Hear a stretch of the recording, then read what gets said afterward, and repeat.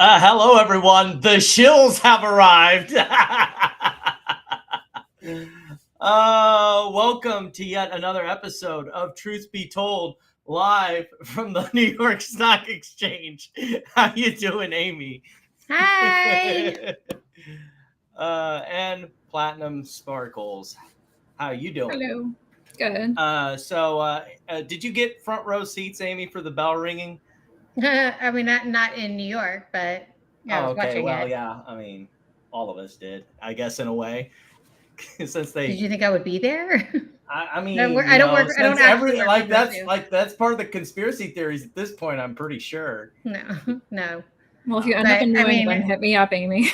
what an incredible day for old Dougie. Well, ringing the bell for Virtue, winning the Stanley Cup. Yeah. And I think it was a long time coming at this point because, I mean, we've been talking about how bad NASDAQ has been about regulating some of these shitcos. And Doug has gone out of his way to point that out with Mullen, at least. Well, it's one of the reasons why he left the NASDAQ. Yeah. Just because of all of this bullshit with these shitty companies. He didn't want any part of it. Didn't want to be associated or in passing being associated with.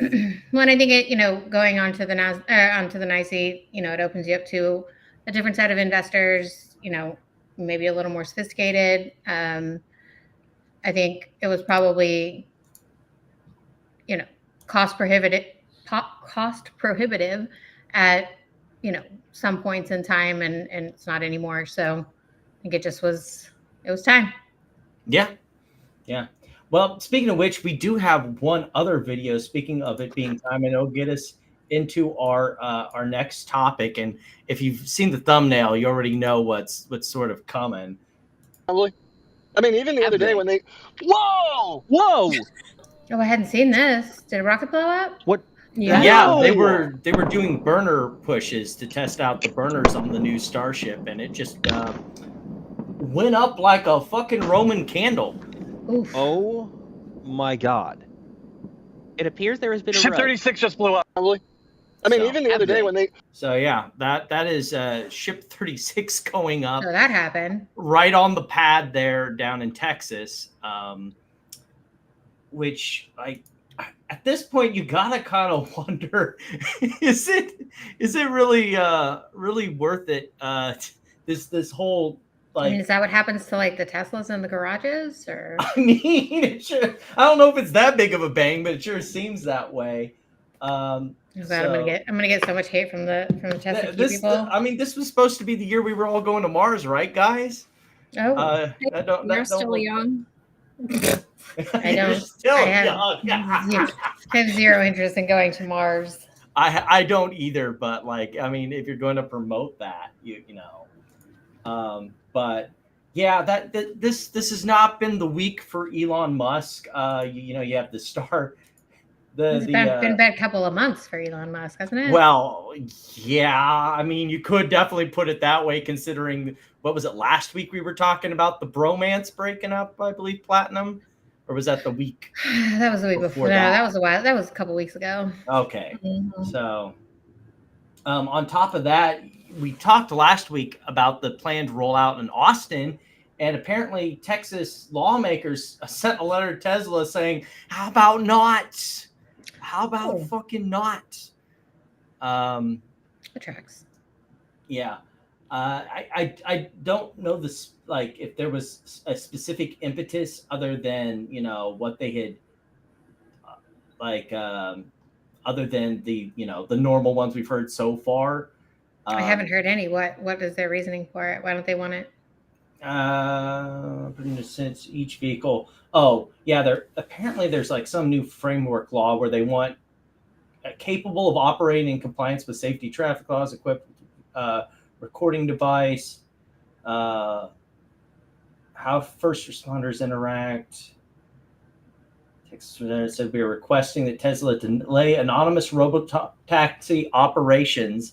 Oh. They're halting it because they're planning on passing. Oh, so meaning if they get a car accident or how are you going Yeah, and this is all part of a new law that they're proposing, and so they want Elon to stop until until this law either passes or whatever during this legislative season, so they can decide what the law should be. Should they go forward with allowing Tesla to do this?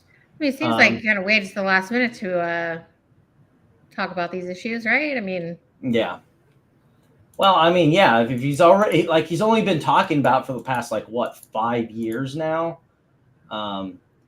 Not anything particularly new, but also out of Texas. I mean, I would like to know the answers to that too, right? I mean, what if it's involved in a car accident? How do you, how do you? Well, especially since the big rumor has been that how Tesla. What about insurance? What if it runs into somebody?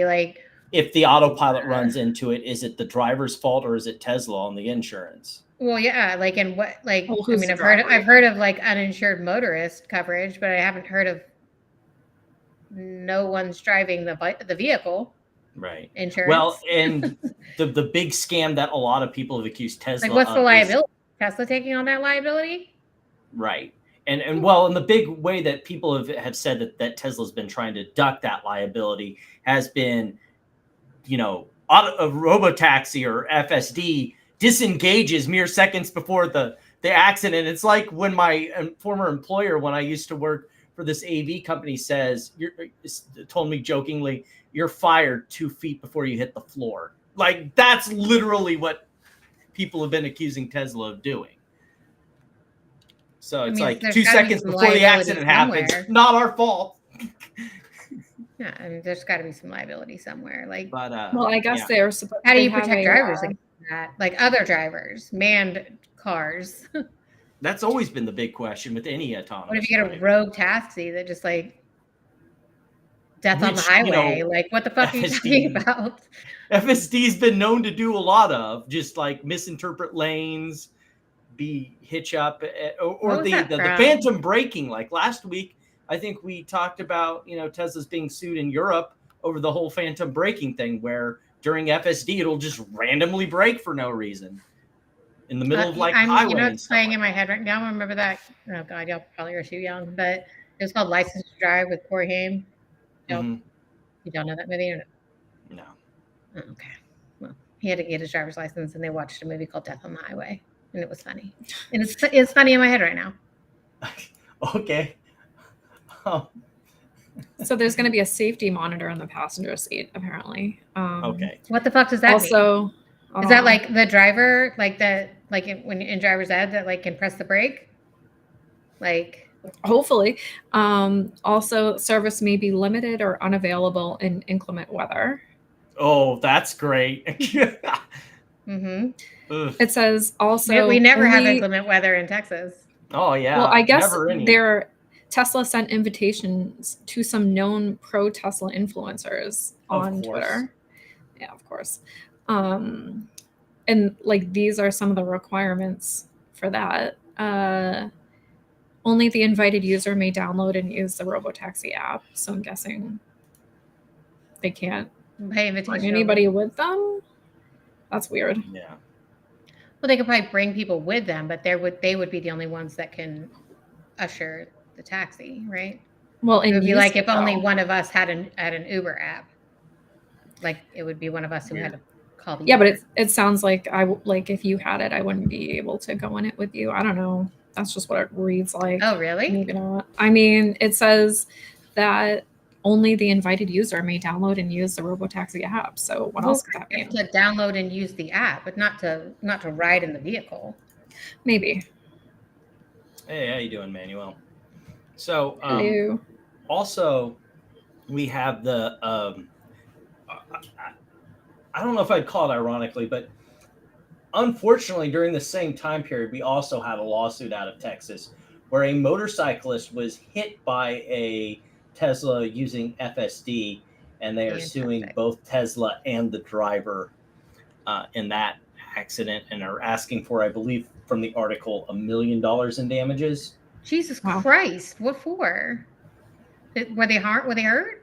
Yeah, I'm pretty sure. Well, yeah, usually motorcycle versus car. Motorcycle loses. Very badly loses. Oh, okay. Sorry, Sorry, I blanked on the motorcycle part. Okay, but what were the injuries here? Yeah, let's see here. Facts. On January 17th, 2025, plaintiffs were traveling south on State Highway 288 on the far left lane, and the Tesla was on the far right lane traveling in the same direction. Lena was in a Model 3 Tesla, and the vehicle is controlled by the automatic driving assist when it suddenly and without warning, the vehicle steered to the left, crossed 3 lanes of traffic, and merged into the plaintiff's lane. Jesus. Wow. 3 lanes of traffic? And that was on FSD? Yeah, that's what it's saying. That's at least the allegations. We don't know if this How is do we know? facts. Yeah, is there going to be a way to prove that it was FSD? I mean, you would be able to get the drive data from the car because that's. Oh, yeah, because it'll tell you if it was engaged or not, right? Yep. Mm-hmm. Plaintiff noticed the vehicle's sporadic behavior and switched lanes to the middle left lane in an attempt to avoid the vehicle altogether.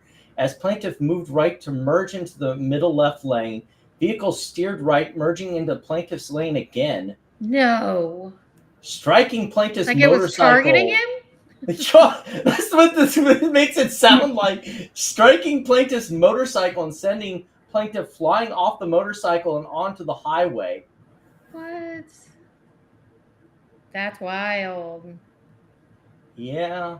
Like, this is why I'm thinking that it's the driver and Tesla, because A, if you're the driver, how are you not just like watching your car fly across the highway through 3 lanes of traffic and go, maybe I need to stop this now? Also, it just seems highly improbable that the car unless it made that wild swerve and then the driver tried to take back control of the car, and like I don't know if either of you have ever been to Texas, but our highways are huge. And like going across, like it says she went through 3 lanes of traffic, right? 3 lanes. How many lanes are they? I mean, there's some that are 5. There's one that's 6. Like they're pretty big. So like to go across 3 lanes of traffic it's a pretty big stretch of road to cross over. Yeah. Some minor Tesla-like things that are also. We have, I don't know if you guys saw the article from this week of hundreds of Teslas just parked outside of Dillard's in Missouri, an abandoned mall lot, I guess, just stacking up cars. This has been like a recurring thing that we've heard all year, that like there's just a bunch of inventory just stacking up for Tesla. And you got to wonder, at what point does this just become spillover losses that have to be recognized on some financial statements? I mean, there's also a lot of, I guess, shutting down production for the week of July the 4th. It's not unheard of for like car dealerships to have overflow lots. Like, right. I guess that it wouldn't like. It's just that the company has been at this point basically not had these problems before, so I guess they're still ramping up production while they're having inventory problems, and it's just really weird. Like, so like does every Tesla place have an overflow lot? Like, how many is there? Like, what's going on? How much inventory? I think there would just need to be a little more information to, especially when you're before calling it like a Tesla graveyard. Yeah. Well, see, and those look like the new Model 3s, so those are the newer ones at least. And it's not such a big problem in the U.S. I mean, I know U.S. sales have really dropped off, but I would assume that you could call it maybe a Tesla graveyard in Europe, where like sales there have dropped off by half to like 80%, almost 60%. Mm-hmm. Like Europe is removed Tesla from its life as soon as Elon cuzzled up into bed with Trump. So yeah, that was a weird move. It's all weird moves. Like, I mean, even it is a lot of weird moves. Moving it to Texas, like, it was like home of the like jacked up 150s. Like, there's. Well, I think he thought you'll find more people that would help his lawsuit. Find more people here that would like throw themselves in front of a Tesla before they would buy one, just because they're like ICE vehicles forever and always, and you know. Yeah. They got give the me my keys or give me death, like that. I mean, it's an Permian oil Basin, state. You Oro better Grande. be making nice vehicles. Exactly. But what's also been it's interesting the is only they've place you'll also find done a people lot of like green buying. energy. Like there's a lot of wind, isn't there, in Texas? Wind power that's been going up. No. There is not. No wind and energy. But there's like people are buying like $150,000 F-350s like for recreation. Like they're not. Right. They're not buying Teslas. I mean, I see plenty of Teslas, especially like around where I live, but it's not. I don't know. For an electric car company, it would be weird for them to be based out of Texas. It always has been weird, but sure. We don't have, but we don't have state taxes. We don't have, You were Greg Abbott talking is- about the newest feature on X with the whole DMs being chat beta. Encrypted. The chat. Yeah. Well, we'll see how long we get to have nice things like that. Yeah. Remember, we talked a while back that basically interest of X, that was formerly Twitter, Musk divested himself of that and put it in XAI, which is now burning through $1 billion a month as costs pile up over at the company. Let me bury in here and see if they've got an actual So they break down. Is it R&D? Is it like what is it? Is it power? Because I mean, just like I'm probably a lot of it's going towards Grok. I'm sure. Well, yeah, because they've been still building that out. So that's what I'm wondering. That's been what is it going towards? Let's see here. Where is due in part to the huge cost of AI companies? Yeah. So a lot of it is the AI. Sure. Building up Grok. Though we know that it's not going to X in general has not been helping it because we know that hasn't been making money either. So that's. But I was telling you, like the chat beta, the new chat feature that's in beta testing is, like I said, it's literally the Signal blueprint. Like it's copy paste. Well, can you set it so that it'll delete messages after a certain amount of time or no? Like automatically? I can't even find where I can turn off the red receipt, which is very annoying. Oh my God. Platinum, scroll over to it. Go to chat beta. All right. On our a live demonstration. Yeah. So just on the home screen, don't click into any messages. Click the little cog at the top. What do you mean? In the chat? We can just do this later. No. See, okay. When you click on it, we're gonna do it right now. Fuck it, we'll do it live. Well, while you're working on that, so when you go to it on messages, right? So you see I'm the only one you've messaged, right? Right. Yep. Okay. So and it says message at the top, and it says search direct messages. Yep. Okay. Next to messages at the top, there's a little cog. Incorrect. Just messages. You don't have settings? You see it? I don't have settings on there. Android is different. They do things weird. Yeah, see, we need to be spending $1.5 billion a month. This is the problem with Android. Always and forever, maybe they will get that Android's money. going to be behind.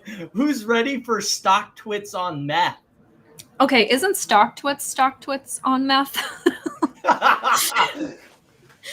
I'm just saying, have you realized, like, this? Now, imagine the shithole that is X, and then imagine it basically being stock twits. Yeah, I it's imagine both a brokerage platform and a social media Isn't it already site. that? It's almost there. Yeah, it's already like there. you can, so. whenever you look at a cash tag, it pulls up the stock. Like, I mean, it's on. Yeah, but you can't buy directly on the app. That's what the plan is. Might as well be able to. Like, that's the next step that they're going for. You do that on StockTwits? No. You can. No. Yeah, you can buy. Oh, you can? You can buy that on StockTwits? No way. Yeah. They have brokerage features. See, I don't use StockTwits, so I have no idea how you have to link your brokerage to it. Let me look. It's not like crypto where you can like link your wallet. No way. Yeah, you can set that would mean that you would have to give them access to your brokerage account. I mean, they could have their own like that's what I remember. Yeah. They've got a crypto one. Let me see if there's one for actual stock. Crypto's different. You can connect your wallet, but I mean. Oh, okay. So they have it connected up that StockTwits isn't a broker in of itself, but you can connect up your eToro account. Okay. eToro. And that's to buy stocks? Figures. Yeah, you can buy stocks directly through the platform. You should be able to buy like with a rocket ship emoji. Don't give some ideas. You have a brokerage account to StockTwits sounds like a The moon idea. emoji, but you buy it automatically. Here's what we'll with the do. moon emoji. If you pay for the special gold edition like Robinhood, we'll let you change your buy button to whatever emoji you want it to and your sell button to whatever emoji. There we go. Perfect. And we'll make it so that if you hashtag the stock and the amount of shares you want to buy plus the emoji, it will automatically buy it out of your account as you tweet it. I think the time has come to stop dogging on Robinhood. Dude, like I'm not. I know. I'm just saying, like, if they're not the same as they were in 21 with the like confetti going off when you buy things. And, which like any of that shit gamified the purchase process. They have a whole interface now, just like Thinkorswim. Like they actually even have like an AI, like you can program it to like trade on your behalf.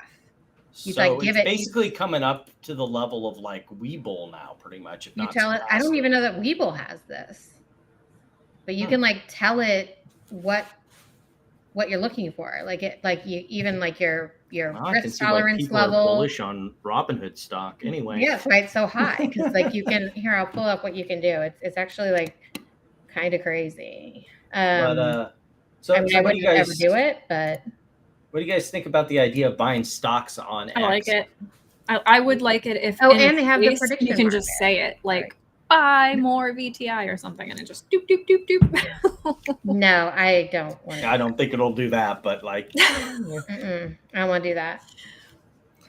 I think it's inevitable. I mean, he's been like this has been what Musk has talked about doing with X, making it an all-in-one platform, a payments platform, an exchange platform, and a social media, which I don't want my money connected to. It's kind of frightening. But then again, Facebook, you can do the same thing where you can send money via your messaging app. You know, you just put the $, the money amount, and they click on it. And oh, really? So, yeah.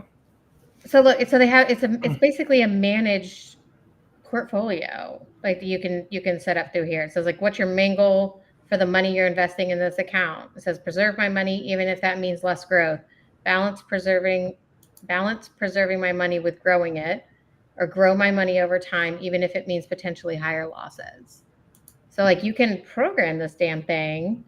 Like what do you plan to do with the money in this account? It says buy a home for a major expense like a car, pay for education, pay off debt, build wealth for the future. Which type of investments are you most comfortable with for this account? Like you can set it up and it'll do it all for you. And that's in Robinhood? Yeah. And that's what I'm saying. Fidelity has like the same type of thing. I don't think you can. I think we're getting to do. Can't dog Robinhood anymore. They're not the graffiti app anymore. Meh. I mean, I don't use this. It just came as a feature. I got, Well, I think, do they still do the 2% match? Yeah, right. For the Roth IRA, you can get it. Yeah. Well, it's 2% like on transfers. You can earn 4% APY on uninvested so that's cash. not bad.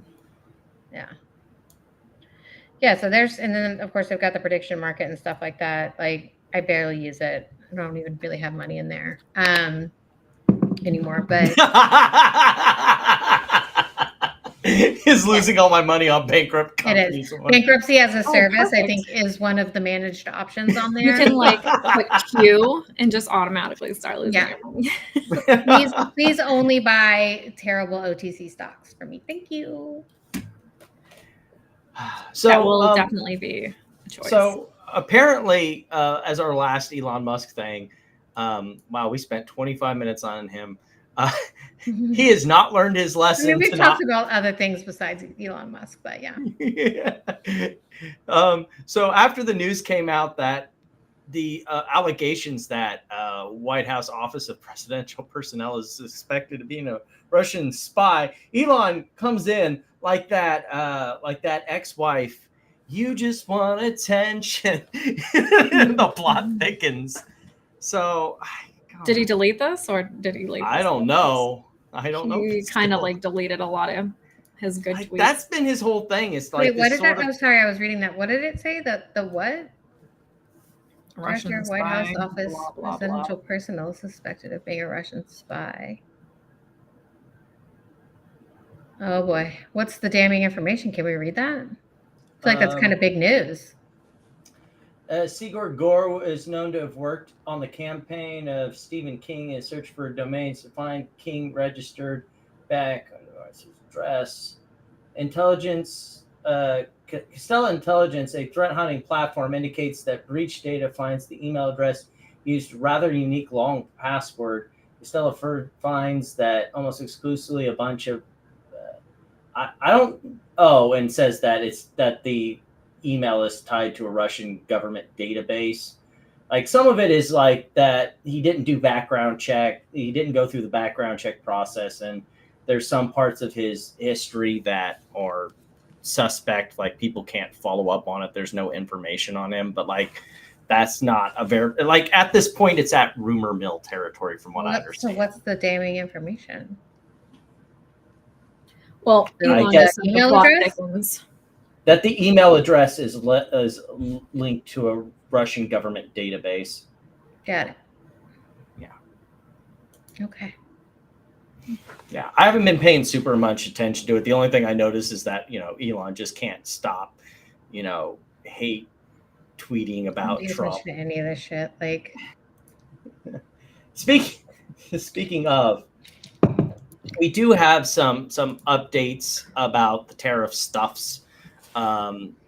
That I'm not so much concerned about the deals because there's no deals so far. There's rumors of deals. He keeps talking about what he is doing, but there's been no firm actual deal.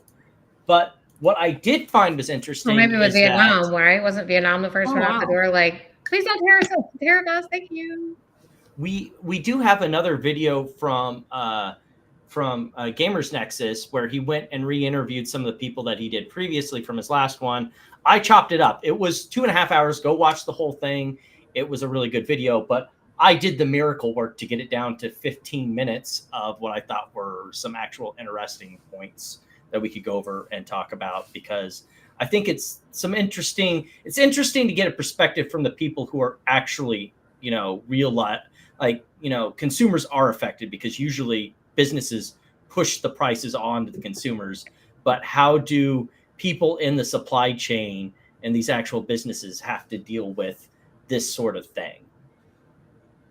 They've ordered it out. Any new products coming in? QE? Oh, yeah. So we'll bring in new product, but it will exclusively be sold on Height.com, and we'll likely still have to raise the MSRP just to sell on our core site. For people who didn't see or don't remember the original video, what's the significance of only selling through your site? Not as an advertisement, like legitimately, what is the difference for you versus retailers? Yeah, the retailers have minimum margin, and so for liquid coolers especially, it could be like 35, 40%. That's a ton of money, and raising prices doesn't solve that, because then they just take more margin. Right. And so these are products. Margin dollars. Yeah, and so we will certainly be selling significantly lower volumes of these products, but we will at least be able to import them into the country and sell them directly. And the margin that we would have otherwise had to give up to Amazon or Micro Center, that's margin that we get to keep.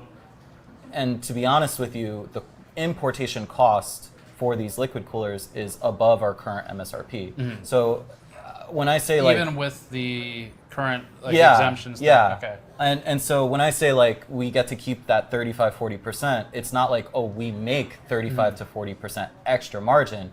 No, that needs to go to the cost. We're just trying to make these liquid coolers and bring them into the United States. So it was really interesting, because I thought that was kind of an interesting one that you don't think about too much as small businesses, those percentage cuts, and how the tariffs kind of mess with the relationship between a small business and someone using a platform like Amazon or going to an actual store, like say, Best Buy to sell their products, or, like he was talking Micro Center or something like that, and how that messes with that relationship somewhat, where they have to basically, in order to make it profitable, direct sell it on their website.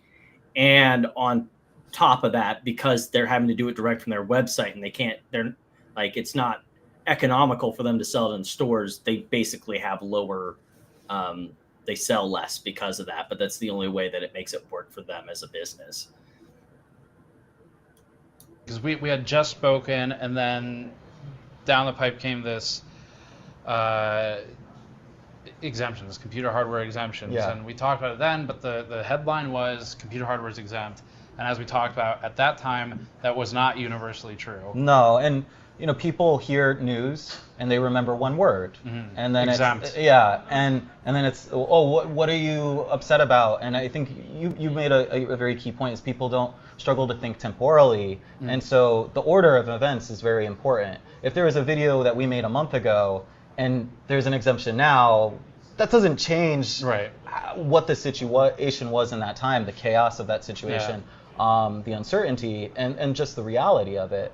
And so, now we hear about this exemption and people think it's over. They hear exemption, they think it's done. They hear exemption, they think... Or pause was pause, the word, and they think that we're back to no tariffs. Is it... And it's not true. Would it have been a gamble to... Who thinks that exemption means no tariffs? Well, I don't think any of us does, but I don't think that there isn't an insignificant amount of people who are like, they hear that the tariffs are on pause, or this is happening, or that is happening, and it resets like people's expectations. Like, oh, well, they're paused, so why are you charging us more? It's like, we still don't know if they're going to become unpaused, or if when they will be unpaused, or all these things. So like, he's having to deal with the realities. Like he said, it's that kind of temporal thing where people just hear or see certain things in the news. And so he's having to deal with explaining that to customers in a timeline of, in that moment, these tariffs were a thing, and that's why this is a thing, even if later they go away, or maybe they come back or whatever. It's one of the frustrations of dealing with basically the president treating tariffs like they're a light switch. To continue bringing stuff in anyway without knowing if there's going to be an exemption or a pause later. It literally would have been a very unprofitable gamble. Like, the upside of doing that is non-existent. Okay. That's because you can just send it somewhere else and sell it there. I can tell you that all of our marketing investments, the sales, marketing funds, all that stuff has been paused in the United States. We are investing in the United States less so that we can go and develop other regions. We were talking about advertisements, right? Yeah. You guys have an ad campaign, and the question came, what's the demographic? Yeah. And I said, what about we do ads in different languages? I was pleasantly surprised to see that, it's diverse. Very diverse. Yeah. And I need to invest in Europe. I need to invest in Asia, Oceania. I need to invest in every market that's not the United States right now. And that is what the U.S. government has created with this situation. Sure. What is this show called more again? than 50% of our business. This is Gamers Nexus is the name of the channel. This is their spinoff channel, which is Gamers Nexus Consumer Advocacy. And this was like their second tariff video. They did the original one on their main site. This is the second video that's now on that other site, which we're not going to go through the whole video, other video they did, but they also did an update on the whole honey thing, which we'll get to later. Had been through the United States. It doesn't need to be. And I will focus on changing that. For stability, I guess. Yeah, it's an unstable investment at this point. Okay. If we were making commodity grade products, that would be an awful situation for us. Yeah, we talked about, so this isn't the intent of this particular video, but we ran through, GN, we ran through the hike cases. Rob joined briefly for that, for some of the new stuff. I mean, this is some of the new stuff. That's like product news. That's a different video. The reason I bring it up, though, is one of the things we were talking about in that video was manufacturing and complexity. And it kind of comes back to the topic of like, well, why don't you make it somewhere else? So if you want more of that discussion, you can check out the Height X50 case video. Yeah. just one word on that is, we are slowly moving some of our production over to Thailand, and it's planned for us to manufacture these in Thailand, but we couldn't create these in Thailand. We couldn't make the tooling for them in Thailand, and even when we finished the tooling. Well, so specifically what I was, this is a prototype, but specifically what I was thinking of is the front panel. Yeah. Which, let me grab we might as well grab the actual. This is like their. So this specific panel where you were saying building the factory PCs, over like, and over and over was like. Yeah, PC cases. And what they're getting ready to talk about is how the tooling is so specific that it has to be done at a specific place because they're the ones that have the skilled workers to be able to make the tooling, to make the cases. So they manufacture overseas. So they're just talking about their costs. Yeah. Have they changed since with tariffs? Like it's been in flux. Some of the other ones, I cut this up to get to some of the more important parts. And so he may have talked about it more in depth. And I know some of the other ones talked about it more because there's multiple different people he talked to, where some of it changed because, you had the exemption for for certain electronics that happened. One of the ones that I think I brought up earlier, I don't know if I cut out the part of it, but where they were talking with one of the ones that makes like the thermal comp that sells like cooling solutions. And one of the things that wasn't exempt was the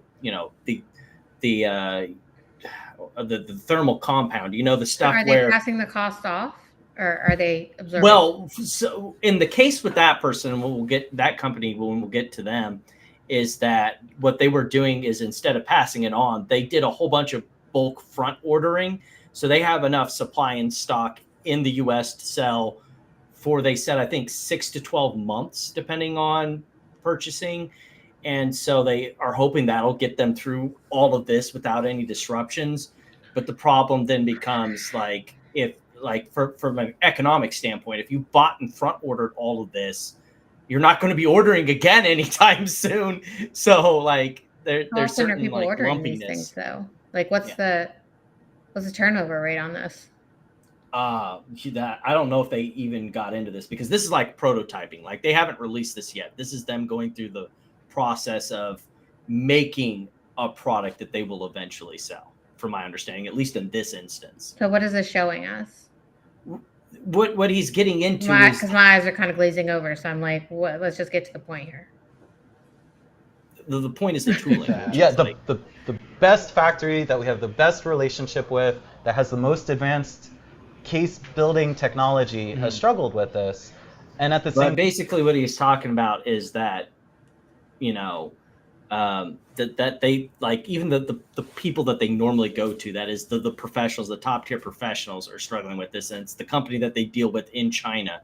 And it's the only one that so far has gotten close to what they want to do. So it's not like they can move this around to avoid the tariffs. They're getting into that whole discussion of, well, why don't you move your manufacturing somewhere else? And it's like, we can't. These are the only people that have gotten close enough. I can't move it anywhere else.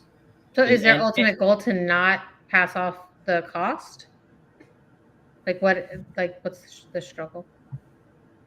Well, the ultimate goal, I think, is manufacturing the product and trying to keep in the American market, because a lot of what he's saying is because it's so frustrating to do business in the United States, period, that he's deciding just to pull back and scale back his business in the United States and just make up with it with other business from elsewhere. Because right now, at least, while all this is going on and he's trying to figure out manufacturing for new products and all this stuff, it's just not worth the headache.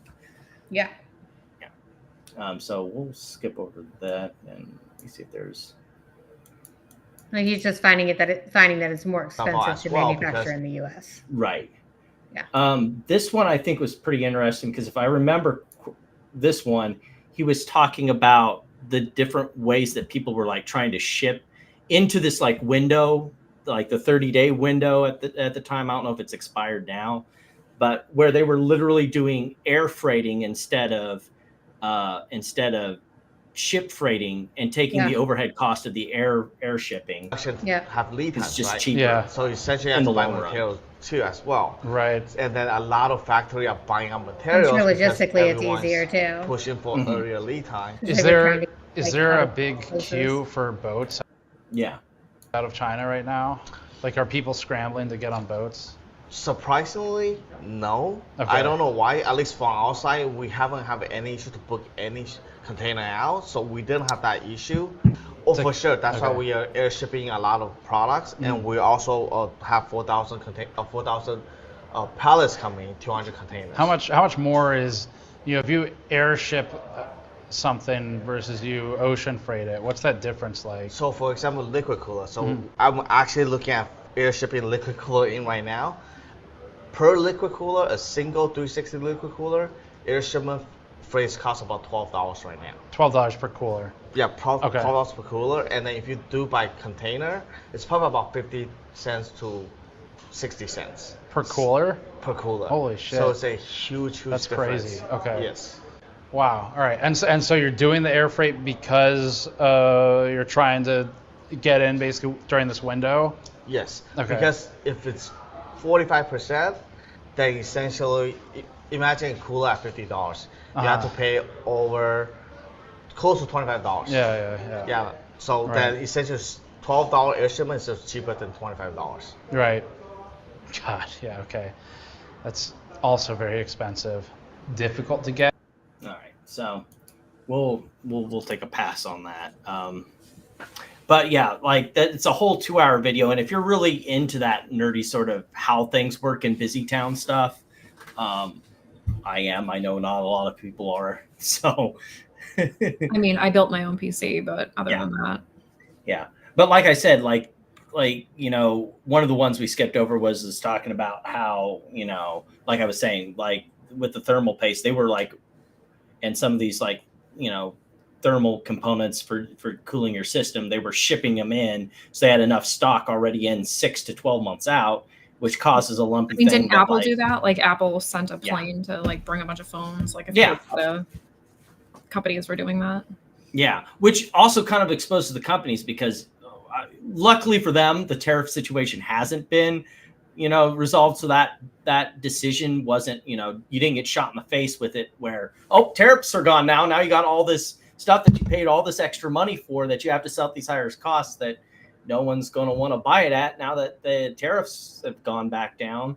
Or like it kind of also like I was when me and Amy were discussing it, like this sort of lumpy supply chain situation where you've bought all this supply for 6 to 12 months. Now what are you going to do for all the people that have been building those products and everything? You're going to send them home, like yeah. So it's just a real complicated situation. It's complicated right it's now. So annoying because you don't know how tariffs are really going to affect any company, so it's hard to even like know what to. Well, and you don't even know what they are when they're like. I think another one of them they went to a warehouse guy who was like, I'll be shipping products in, and the next thing I know, I'll get a message that like, tariffs are this much because Donald Trump tweeted on Truth Social that they're this much now. Not even in like an official address or anything. They're just that now because he said it on social media. And now, like today, we have a war, so there's that. Yeah, I shouldn't be laughing about that, but it's just like. I mean, it is like it's like one of those things where it's like if you don't laugh, you cry. So like, whatever. You laugh so you don't cry. Yeah. Yeah. Let me see here. So we have another one of our. Last time we had the spider web. Remember when we were talking about GTII? Yes.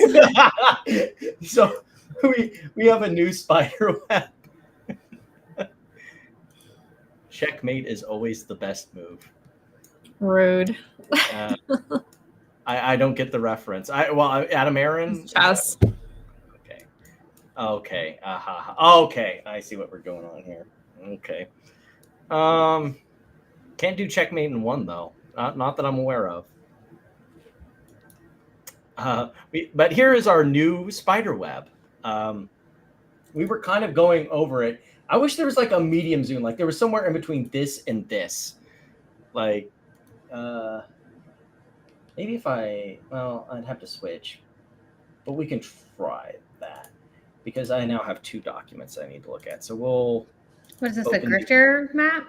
This is a different grifter map. This is the Donald Trump crypto grifter map. Crypto grift map.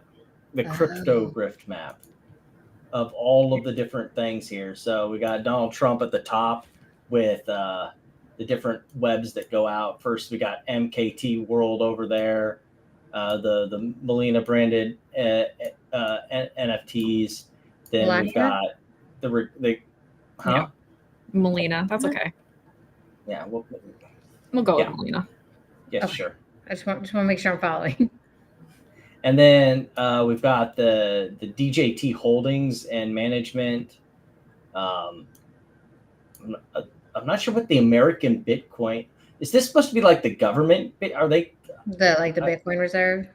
Yeah, because we got Bitcoin Treasury down here. So I'm confused if this is like supposed to be government stuff or is this something different? And then we got Griffin Digital Media. Where'd you get this from? It was from a tweet on X. I can send it to you. What does it say? Griffin Digital Mining? Yeah, What's that? I just dropped it into the actual tweet into the That's not a publicly traded company, right? Yeah, I don't think like the only one that's public here, I think, is the Trump Technology Media. And now they're planning on getting a Bitcoin treasury and additional it's a Bitcoin digital assets. mining stock. It's on NASDAQ. GRYP. Oh, okay. So I which didn't know that. company is I knew Hut 8 was. Yeah. Hmm. And up there we have, what is this? WLFI? That's World Liberty Financial. Okay, that's that. Okay. So they use the initials and it threw me off there a little bit. Do you know who like these people are? Any chance, Amy? Because I'm lost. Koff? I know that name, but I know Alex Koff. I've heard that name before. Let me look.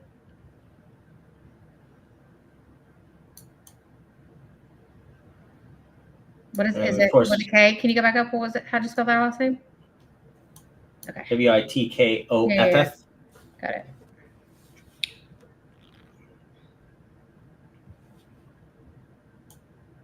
Oh, so Stephen Witkoff is let me see. Yeah, it's the same face. American diplomat, lawyer, and real estate investor who has served as the United States special envoy to the Middle East. Yeah. Mm-hmm. That's since that era 2025, apparently. Oh, he gave a speech at the RNC this year. Oh, he's this. Oh, yeah. That's what I know. He's the special envoy to the Middle East. Yeah. That's why I know his name. Okay, and then over here we have like we come down and we got the. I feel like he was at the inauguration too, and Trump was like, "Get up here, Steve." Axiom Management. Where does that sound familiar? I don't. Oh, it comes out of the World Liberty Financial. Okay, okay. That's Treasury, meme coins. Oh, no more Trump wallet. Okay. But yeah, we've got this whole web of everything. And what's this one? Here's all the list of the quid pro quos. This one here. So we've got, okay, yes, the one we were going to talk about for sure today. We got the Justin Sun and TRON one. Mm-hmm. Oh my goodness. We'll get into that a little bit more but basically that's going public. Oh, the contributions and the SEC charges being dropped. Yes. Good times. Yes. Then we got Cumberland DRW SEC enforcement case dismissed with prejudice after they gave $100 million to Trump-owned Trump Media Technologies and $100,000 to the crypto-focused super PAC that was for Trump. Ripple SEC enforcement case stayed pending resolution. Joint request to return $75 million of previous SEC fine to Ripple, and they gave $73 million to a crypto-focused super PAC and $5 million to Trump's inauguration fund. Okay, got off pretty cheap there, I guess. SEC enforcement case dismissed with prejudice from against Coinbase. Relaunched the Bitcoin borrowing program after the SEC shut it down. Circle. That IPO was insane. Oh, the IPO. Did IPO for like, didn't they get it at like $10? It's trading at like $240 right now. Yeah. And then favorable stablecoin regulation. And all they had to do was give Trump $1 million and another $1 million to a super PAC. Amazing. Was Pulte on here? Did he make the list? No, he did not. Damn it. Damn. Not enough. Gemini. Yeah. And then we got Binance down here. Robinhood. Huh. I did not know Robinhood was in. Do we know what Wes's nuts paid him? The Trevor Milton? No, because it's all crypto stuff only. Yeah, it's all. Oh, it's only crypto. I'm sure he probably did though. Oh, I bet. Surely we should be able to see his contributions, right? No? Yeah, I'm sure they're out there somewhere. Maybe we probably have to like rifle through all of the campaign contributions or whatever. I don't want to do that. I don't know if either of you do. But as we were saying with the whole Justin Sun thing, did you watch CoffeeZilla's newest? That's what I meant to. I was like, there was something I wanted to tell Noisy. I think we covered it last week. The one where he was his big video, or the one on the Voidzilla channel. No, the newest one on we sort of went over that. The celebrity crypto scammer. We went over that a little bit last week. I mean, but that one was crazy. That video was nuts. Nuts. I was like, I don't even think CoffeeZilla could like really grasp with what he was saying. Right. But so you had Justin Sun investigated by the SEC, gives $75 million to the World Liberty Financial whatever Trump thing, and then the SEC investigation gets paused, and then Trump's sons joined the advisory board of Dominary Holdings, and then Sutton becomes the largest holder of Trump coin, and then USD1 Trump linked stablecoin gets put on TRON, Sun's blockchain, and then that holdings company helps TRON go public on the New York Stock Exchange. Amazing. Wait, is it public? Let's take a look. Or is that like to come? It might be to come. No, TRON, TRX. Wow. It has happened. Okay. I think. Unless this is an old company.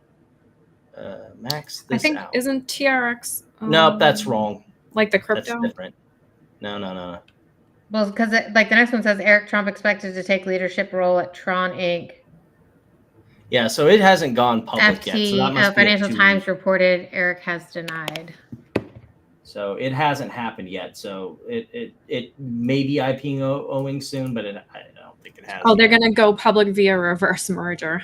Oh yeah, that's right. That was the part I was missing. I remember hearing about that. Okay, yeah. Thanks for jogging my memory, because what the world needed was another SPAC, another fucking scam shitco. Awesome. So it's amazing. Not SPAC. It's a reverse merger. Mm-hmm. I mean, those aren't the same thing.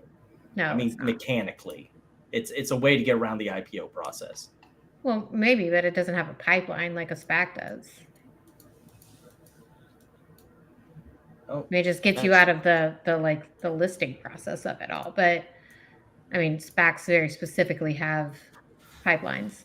Yeah. So if you missed last week's episode, I jokingly said that we were sponsored by Coinbase, and the reason for that joke was because the military parade was literally sponsored in part by Coinbase, who is now getting harangued by the crypto community for basically sponsoring a U.S. military dick show-off contest. Does Coinbase have a stadium yet? I don't think so. That's how you know that the top's in, isn't it? When they put them, when they put their name on a stadium, you'll know. But my thing that's always been interesting is this is like the whole like campaign. A lot of like Trump donations came in from the crypto community because he was going to be light on crypto, and then they're confused when like a cryptocurrency platform decides to sponsor some big government event. I'm like, we're not reading the tarot cards here. Like, are you libertarian? Are you not? Are you just like the crypto community is so frustrating to follow these days. I just don't know what. Well, I think it's hard to follow too because like wasn't the whole point that they don't want regulation, like they don't want government involved in, but they also want to become legitimized, which requires regulation. Yeah. So like I don't know, pick a lane, pick a fucking lane. Mm-hmm. But that's not all. We're almost to the end, I promise. we have one other fun thing to talk about. We're doing the same thing with Trump Mobile right now. I'm incredibly excited. You can build these phones in the United States. Our customer service is in the United States. It's in St. Louis, Missouri. We can add more functionality. We can do it cheaper. We can do it better. And eventually all the phones can be built in the United States of America. We have to bring manufacturing back here. And so our ethos is, build for Americans, by Americans, do it cheaper, do it better. Monthly plans, $47 a month, which we kind of thought was fun and cool. Unlimited calling, unlimited text, over 100 countries around the world. We're doing the same thing with Trump Mobile right now. So, to no one's surprise, like the mobile plan is basically they're like a rebadging of one of the major phone providers. I want to say it's T-Mobile, but I could be wrong. But it's like what a lot of these people do. Like Mint is a rebadging. Like a bunch of these, what network are they even using? It's like national coverage on the U.S. networks. Like what network? Terms and conditions. Check your phone compatibility. I mean, who's buying this? That's a great question. Like I mean, AT&T, Verizon, T-Mobile. That's it. Like, what you do? Yeah, and if you've got a provider that's different from those three, that provider is piggybacking off of one of the other three. Like that's how all of these cheap providers work. Is they piggyback off the other. Is this like a pay-as-you-go phone? Like, what is this like a burner? Yes. Like, what is this? It's a pay-as-you-go phone. $47 a month. Yeah, it's the equivalent of like buying minutes for your phone. Pretty much. 47 minutes. And you can get a gaudy gold phone for $500. Wait, are they building a phone? Yes. Allegedly. Like that's going to be made in America. They're like slapping some gold shit on it. Let's talk about this for a second because this is the part. Like, if they were making a knockoff like bootstrap phone thing like Mint Mobile or whatever, it's like whatever, okay. But you're making a phone where you're claiming that it's going to be made in America. I find that to be a bullshit statement. It still has the old timey, like you can tell Trump had a say in this because it has like it's got the finger thing. Yeah, like iPhones haven't had that since like. Well, you can tell that just by the design language, it's trying so hard to be an iPhone. Like, I mean, like all the boomers, when Apple took away the little finger thing there, all the boomers were like, I don't know how to use this thing. Like, and here comes back from the Trump phone. But here's the problem is the price point is $500, which means it's going for a budget market. So it's a phone trying to pretend to be a premium phone at a cheapo, go buy it at your local Walmart in a prepackaged plan box phone. The grift is so like, and on top of this, on the specifications. Yeah, what are the features? Well, I mean, you're pretty much your standard features. Like a lot of these specs are pretty comparable to like a mid-tier like budget phone in that $500 price range. My problem here is we don't know what the processor is. Like, is it a Snapdragon? It's sure not going to be like a mobile, an Apple M1 or 2, because that's Apple proprietary. And then the Pixels, that's Google proprietary silicon. So it would have to be in-screen. Oh, it does have an AI. We also don't know how much RAM is going to be. Well, there's the Pixels right there. The main camera has 50 megapixels. What does it say? So Main camera 50, depth sensor and macro lens 2 megapixels, and then the front 16 selfie megapixels. camera is 16. It has a headphone jack. I mean, Come on. I my miss phone a having headphone jack. I want my phone to have a headphone jack. Yeah, I'm I not miss my paying for headphone this. I would No. never get this piece of shit though. No. What do you want a headphone jack for? For headphones, duh. 'cause, Yeah. like, obviously. Wireless die. Plug-in Look, jacks are Ian, forever. Look how many wireless headsets I have because they die so much. Okay. Charge your shit. Plus another one. I do charge them constantly. Yeah. See, like here on the Verge article, there's I no don't even processor listed, not which is pretty important indeed. Like, so what's some questions here we had to ask? Well, we already know what that is. Yeah, I'm okay. Show of hands. Who here thinks that this phone is going to end up being built in the U.S.? 0, no chance. Yeah, I agree. Especially at the $500 price point. There's no way. If Apple can't do it, like nobody can do it. Yeah, and first of all, there's not a single mobile processor that is built in the U.S. It may be designed in the U.S. I mean, that's what AMD, that's what Intel does.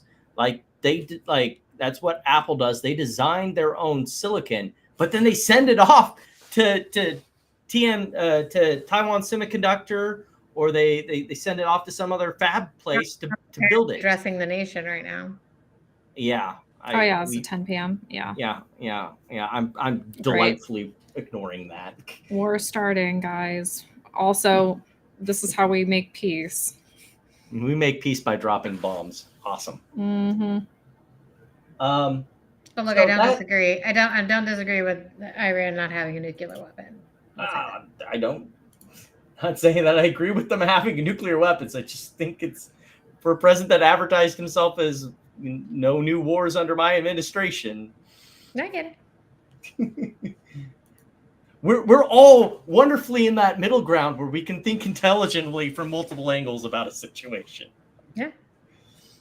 But we're ready for meme stock stuff. Enough about this boring stuff dealing with, Donald Trump and Elon Musk blowing up rockets. Let's talk about metamaterials.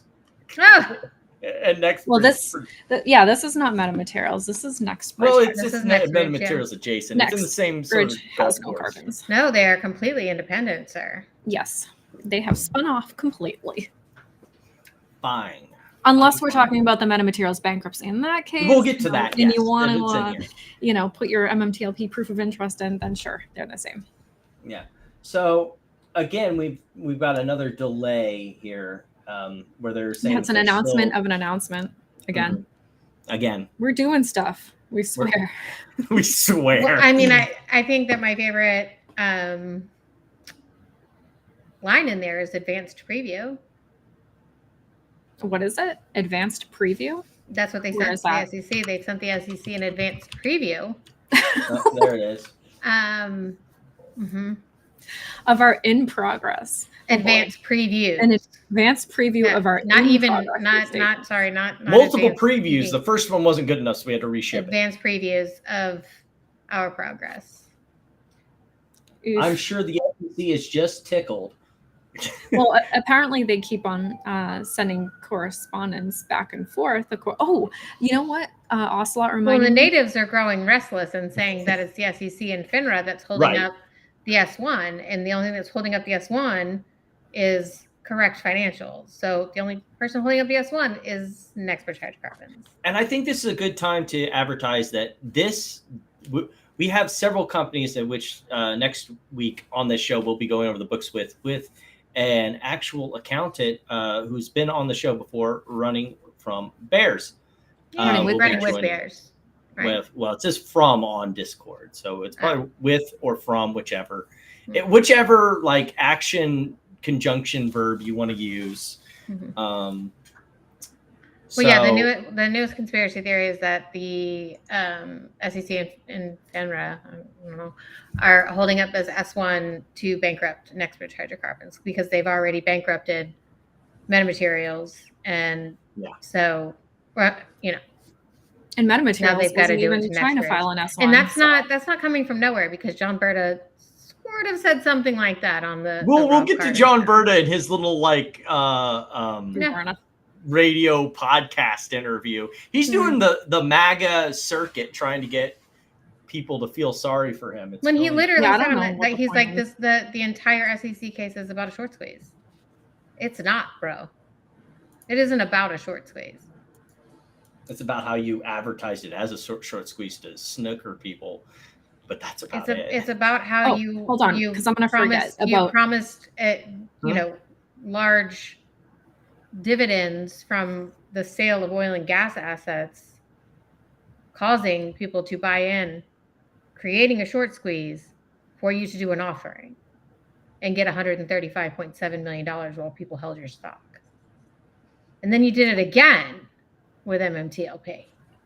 Yeah, but just in a little bit of a different, because you didn't do an offering, of course, but just in a little bit of a different way. Some money for himself. But the next bridge filing that we were just looking at, so Ocelot reminded me that NextBridge said they were going to put the correspondence to the SEC on their website. Remember? They never did. They never did. They never have. And they talk about. Shocker. They talk about in that press release there. They talk about how they have sent the advanced previews, and the SEC has given them more. Like they're trying to guide them, right? They're trying to give them guidance, the same way that they were trying to do with the corporate action, right? Like they're there to provide guidance and help you through the process. And their press releases make it sound like they're just putting up roadblock after roadblock. Well, I mean, that's the way they want to brand the message, so there's that two the natives don't get restless. Hydrocarbons. There's two people. They don't have a CFO and no money. So how are they even going to get? They don't have a CFO. So, bro, get an accountant, get an auditor, and get your fucking financials. Get an auditor that isn't all running in with bears. trouble Yeah, with right. the SEC. He would be like, it's not anybody's fault but their own. If they watching their financials, their S1 would. If it was maybe what we'll do is legit. Next Saturday, we'll ask Running from Bears if he wants to be NextBridge's auditor. We won't do that to him. Well, and that's what each one of their things is. All it is just complaining that it's costing them a lot of money. Yeah, we'll do it right the first time.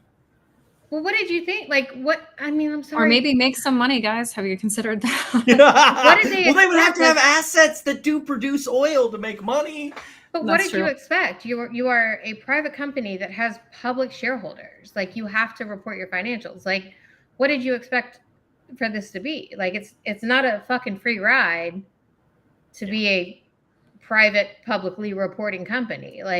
This shit costs money. That's why people have CFOs or accountants or auditors and take care of their financials. What did you think you were just going to be able to be we'll get to it, but in the meantime, can we sell 40 million shares to you? So I'm just so sick of one. I'm not reading this too long. Did not fucking read. However, we do have a recording. Did any of you watch it? Oh, yeah. Should we watch it today? I did watch it. I did watch it. Okay. Do we need to watch it, or can we extract? Okay, just we do need it. To watch it. It's only 4 minutes. The whole thing. It's only 4 minutes. Okay. Yeah, cool. she starts off. I'm gonna she's use this as I'm going to start with "We're not going away." Yep. Okay. And then it gets good at the end too. So yeah, it gets good at the end too. All right. Well, we'll turn it down a little bit. So it's no, you got to turn it up. It's really hard to hear. Sorry, Texans, but you can tell they're in Texans just by our view here. Oh, what are you trying to say? I mean, this could be anywhere in America. All right. I'm gonna get a refill while this is going. Oh, you're quiet. You can barely hear that. So I wanted to remind you of a couple of things. One, we're not going away. Chat, just let me know if you have a problem with the audio. So our particular symbol, MMTLP, was halted by the SEC and by FINRA. Our money was stolen by our government. Okay? And we have gotten our money was stolen by our government. From Congress. This is what they believe. I know. The executive branch. And this is what John Berta said the other day. Yep. One thing, a share count. We want to know how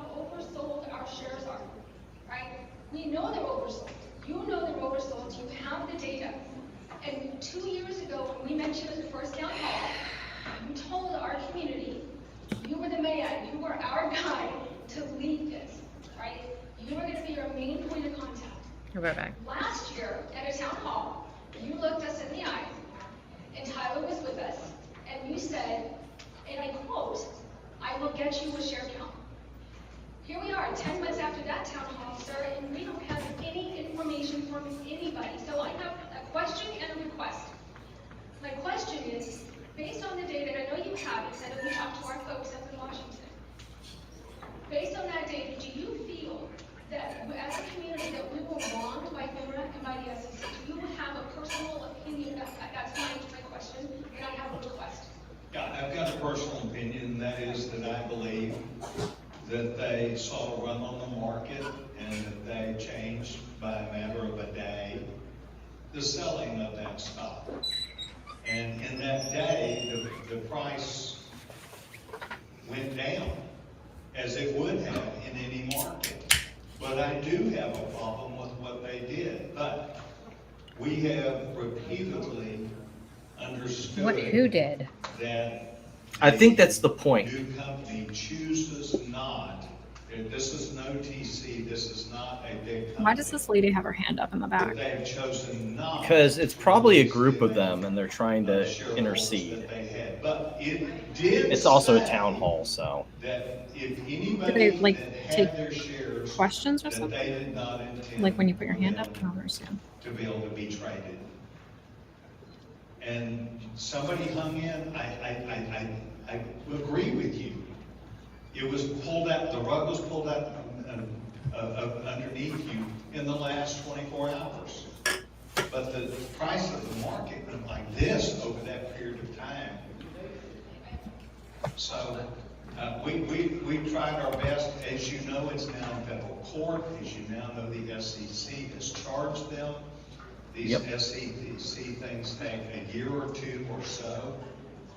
And I've not given up on trying to figure out what they're going to do.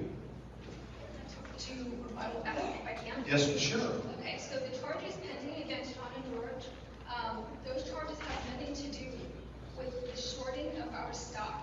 The reason the stock plummeted is because the market makers, the hedge funds, and the broker dealers. This is where it gets good. They did too much to short our stock to bring the Hold on, listen to what he says. They were going to hold our stock. Then knowing that ahead of time, why did you wait till the last day? Because we had Got him! The crowd goes Why did you wild. wait till the last day? Oof!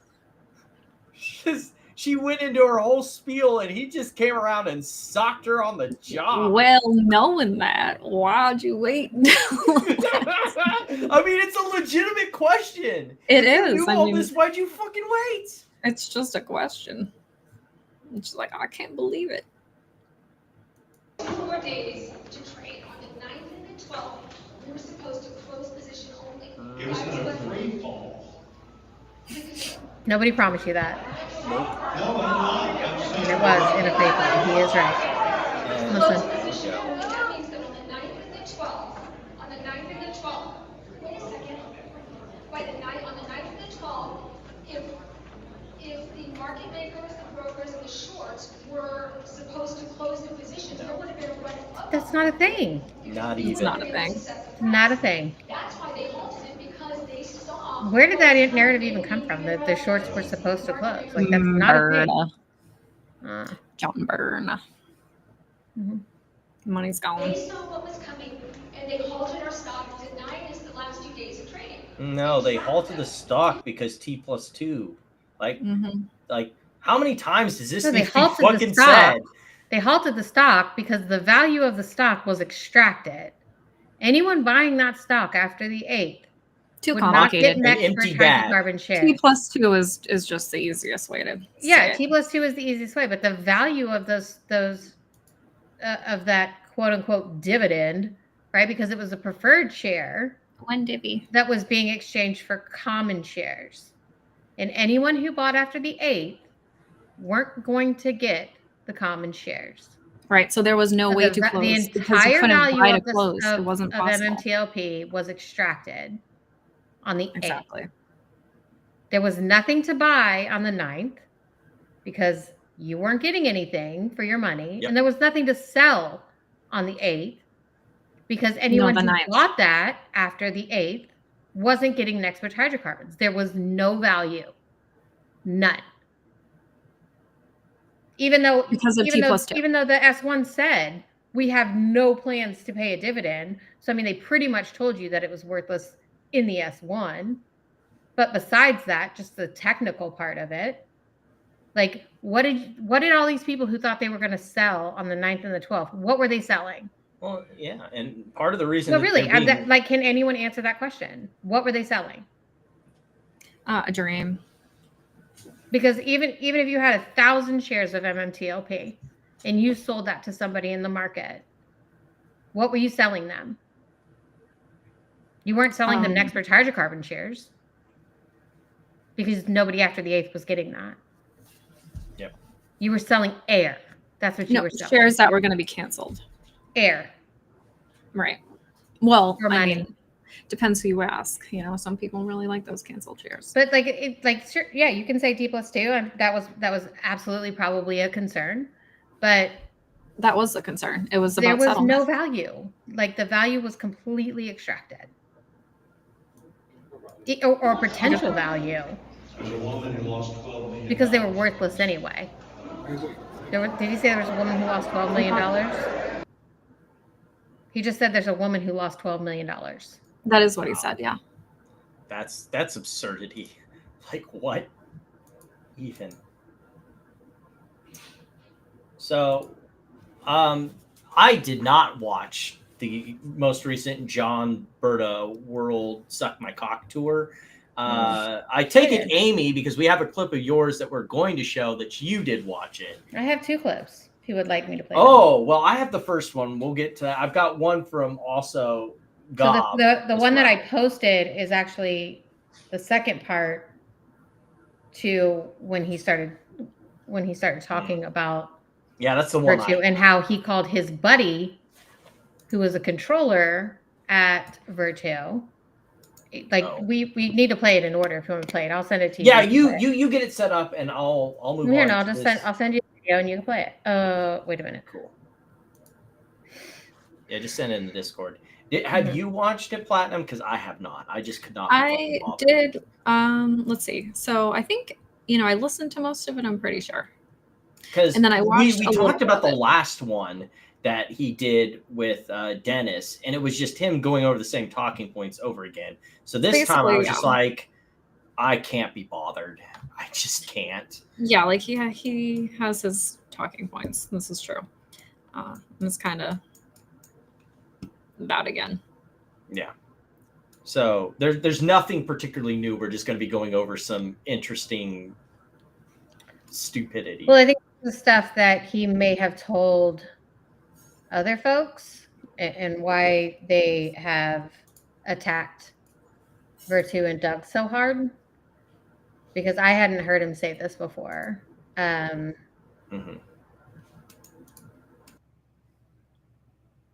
But I also don't know all of the lore, so that might be on me a little bit. Okay, so I'm going to play the first one here. Here, no, that's not the first one. I'm sending you the first one right now. Well, not you. There's one from Gob that I'm doing first, and then I'm going to deal with both of yours. Okay. There's a company called Broadridge that does this on a daily basis, and they do it for shareholder votes. So they get a list of every ticker in the United States and every long position in all broker-dealers, and they can immediately tell us what that share position is, and they won't do that. We have to subpoena it, so that's what we're doing. So all of this information is. Wait, when were they subpoenaing Broadridge? I was just saying. I must have missed this one. What?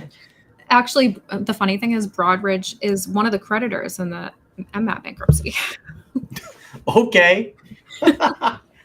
All right. That's right. Yeah, that's news to me. I don't remember any sort of subpoenaing of Broadridge. That's news to fucking me. All right. Are you ready to roll, Amy? I'm trying to get there. 1 second. Okay, so you said it was he did a response to you? He did, yeah. Yeah, he did. Okay. Did he respond to me? Back to... I thought that would lead back to where I wanted to go, so I didn't. 1 sec. So you're 1 second. I don't know why it's like being dumb. Like I'm trying to add it to send. Here, I'm just gonna send it to you on X because okay. this is Can do. what it's. I'm like trying to like add it to send on Discord, and it's just not working. Oh, there they go. All right, here we go. Let's see. Oh my god, I'm not getting Nitro to send you this bullshit. Oh my god, how dumb. Just send me the link. You don't have to send me the actual video. The link to the thing? Yeah, because you had your second one. You said there was a first one. There's one before it, yeah. If you DM it to me, I can put it on Discord. I have Nitro.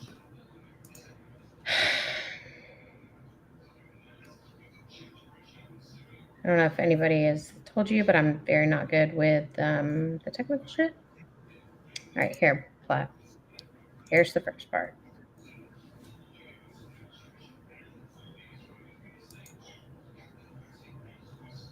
Please stand by. Please stand by. All right. Sorry. Connecting data streams. Here you go. Sending. To DMs? Yes. Still sending. I mean, it's a video. Like, what do you want me to do? Right, yeah. Is it not a tweet? Not the first part. The second part was. So got it. Okay. So while we're waiting, so I have to like download it. Okay, 1 sec. While we're waiting on that real quick. So I just wanted to briefly deal with Scott Trout. Apparently was sent to the land of arbitration in his lawsuit in his. I thought he got around it. No. This one is in relation to Charles Schwab. So, yeah, no, they sent him to arbitration with his broker. So that was his most recent update. I know last time we talked, he was going to submit something to the bankruptcy court, and I don't know if he just ended up. Okay, there you go. It's in there. Did that work? I don't think that's going to work. No, it did not work. I mean, you would just play it from the damn from X. You could play it Platinum if you have it. Yeah, but yeah, I can do that. I'll just pull it up. You want me to just do it? Whichever. Oh god. I can switch out here. All right, here we go. Do you got it, Plat? Yeah, can you see it? Right. Okay. For Christ's sake. Wait, it's not playing because it's picture in picture. Oh my god, this is so annoying. Can you hear it or no? Nope, not right now. Oh god, forget it. You'll have to put it in a browser for it to work because you do. Yeah, that's how Restream works. It's really dumb. You have to put it in a browser and play it for you to get audio. Oh it's my really god, dumb. heaven! Shouldn't be this hard. Talk to Restream. If I could do all of us like this using OBS, I could just play everything from my desktop, but it don't work like that. Would it work if I sent it to you? Yeah. Send it to me to download. How's it going to work if she sends it to you? Because I could download it and then put it in the browser. You can't download it. It won't let me download it. Why? You might have like video downloads turned off or Do you something. you have the timestamp? Because I have the full video. I downloaded and recorded. Where is the timestamp for where that part of the video is? 28 minutes and I think 20. Hold on. It's actually told Doug. Make sure I'm not lying here. Okay, yes, here it is. 28, you said? 26 minutes and 50 seconds. 26:56? Okay. 26 minutes and 50 seconds. 26:50.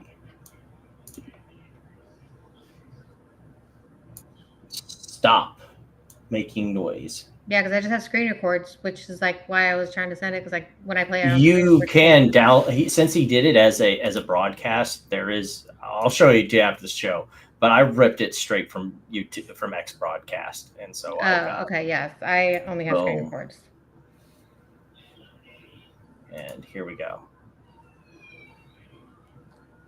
Watch that interview. Tucker says, and you know that, and you know that. Is this 26 and you know minutes? That. Surely you know that. This is 26:53. This isn't the right one then. Oh, you're talking about the original one with Dennis? No, do 28 minutes. I think she said. No, the one that was posted on Twitter that I replied to. Go to Bert's tweet. The video's on there. Oh, so you're talking about the one where he's there with they one cut that out the young beginning. Tabby cut it up. They cut up the beginning. Okay, Oh, this so is no, the one I have now. the raw one from his. So no, I don't know what the timestamp is on this one. Oh, She just said. I only know it from the case against timestamp George. from the video Okay. that Berta So- posted. Okay, so just go away. Okay, I bet I know how I figured it out. 1 second. So the one that Busy Brands did, where she Yes. redid. Okay, Correct. you said 26. 26 minutes and 50 seconds. Okay. See, I ripped it directly from Duke Bros page, so we'll switch to here.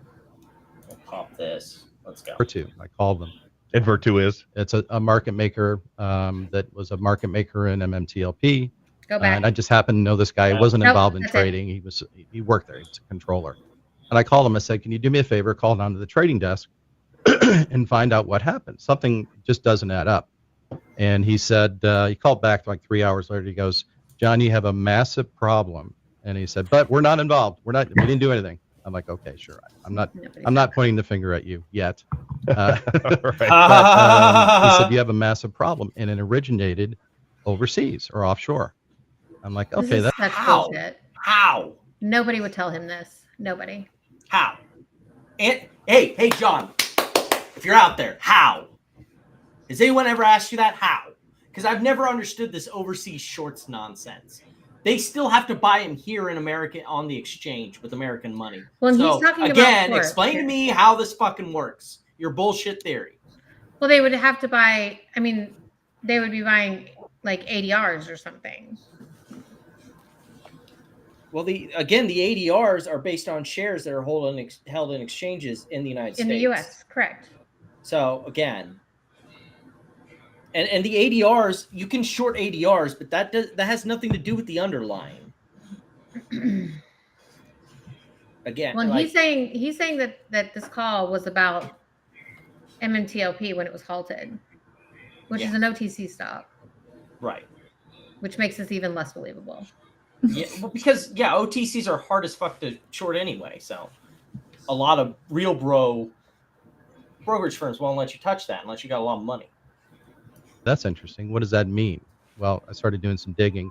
2 places in Canada, you can, as a market maker, you can rent out your access to the market to a hedge fund. They trade using your by the way, basically market maker he's ID. not. Again, what the hell is this? He's not involved with the company, right? He's an outsider, right? now. And he's calling up Virtu and asking for trade data From a person at the desk who probably shouldn't be giving it to him anyway.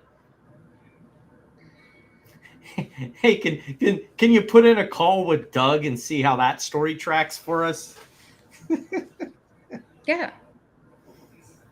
I already did. Dumb. Oh, yeah, I bet. And it doesn't.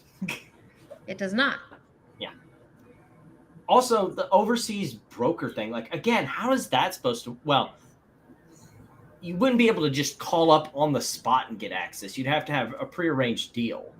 Like, so again, Well, and he says that it's subsidiaries of Virtu and this is what I was trying to say to, like, in his response to me when he was saying all this shit is relevant. It's not, because he's saying that it's subsidiaries that are stealing U.S. investors' money. Well, Virtu doesn't deal in U.S. investor money. They trade and he's like, oh, they trade their own account, irrelevant. No, it's not. No, they don't. They aren't taking, like, when you put your order in, like, that money doesn't go to Virtu. That money goes to your brokerage. Virtu is just facilitating the trades against their own account, against their own book, right? So they are, if you want to buy 100 shares of this, they're selling 100 shares of theirs. Like, your money is not going through Virtu. There's no way for Virtu to steal U.S. investors' money. The only thing they get is the kickback on the spread. Yes, they make money on the spread. That's it. And like it's. So is that all his clip, or is there more? I mean, if you like I said, you don't have investors. You aren't a fucking hedge fund. Fucking moron. Oh, is there any more of this that? I mean, if we're just being honest, yeah, play it. And like groups like Canaccord and others up there, they don't actually police what those people are doing on their feed, so to speak. So they're doing all these trades. It's called direct market access. That's a huge problem. Secondly, if you were trading U.S. securities overseas, the naked short rules are set up that you don't have to have a borrow to sell a share short. And explain it very quickly, because that's where it really gets complicated. I So- think when you're talking about borrowing shares Right. and naked So short selling, in the U.S., people glaze over. if you're a hedge fund or someone who's not a market maker and you want to short a stock, you're supposed to locate the shares and then deliver those shares within the settlement date, 2 days later. That never happens. First and That's foremost so in the U.S. false. market. Like, how But can you say that in the- never in, happens? Like, how can you sit there with a straight face and say that never happens? Like, that's such bullshit. I also want to know how he says that direct market access is being done by overseas traders, because direct market access is direct communication to the. They don't have direct market access. Yeah, that's Because direct communication FINRA with and the SEC exchange. they don't have regulatory jurisdiction over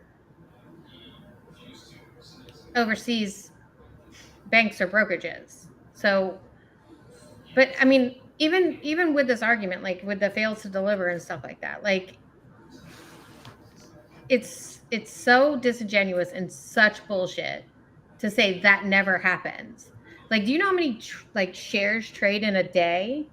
And for you to say that never happens it's beyond a lie.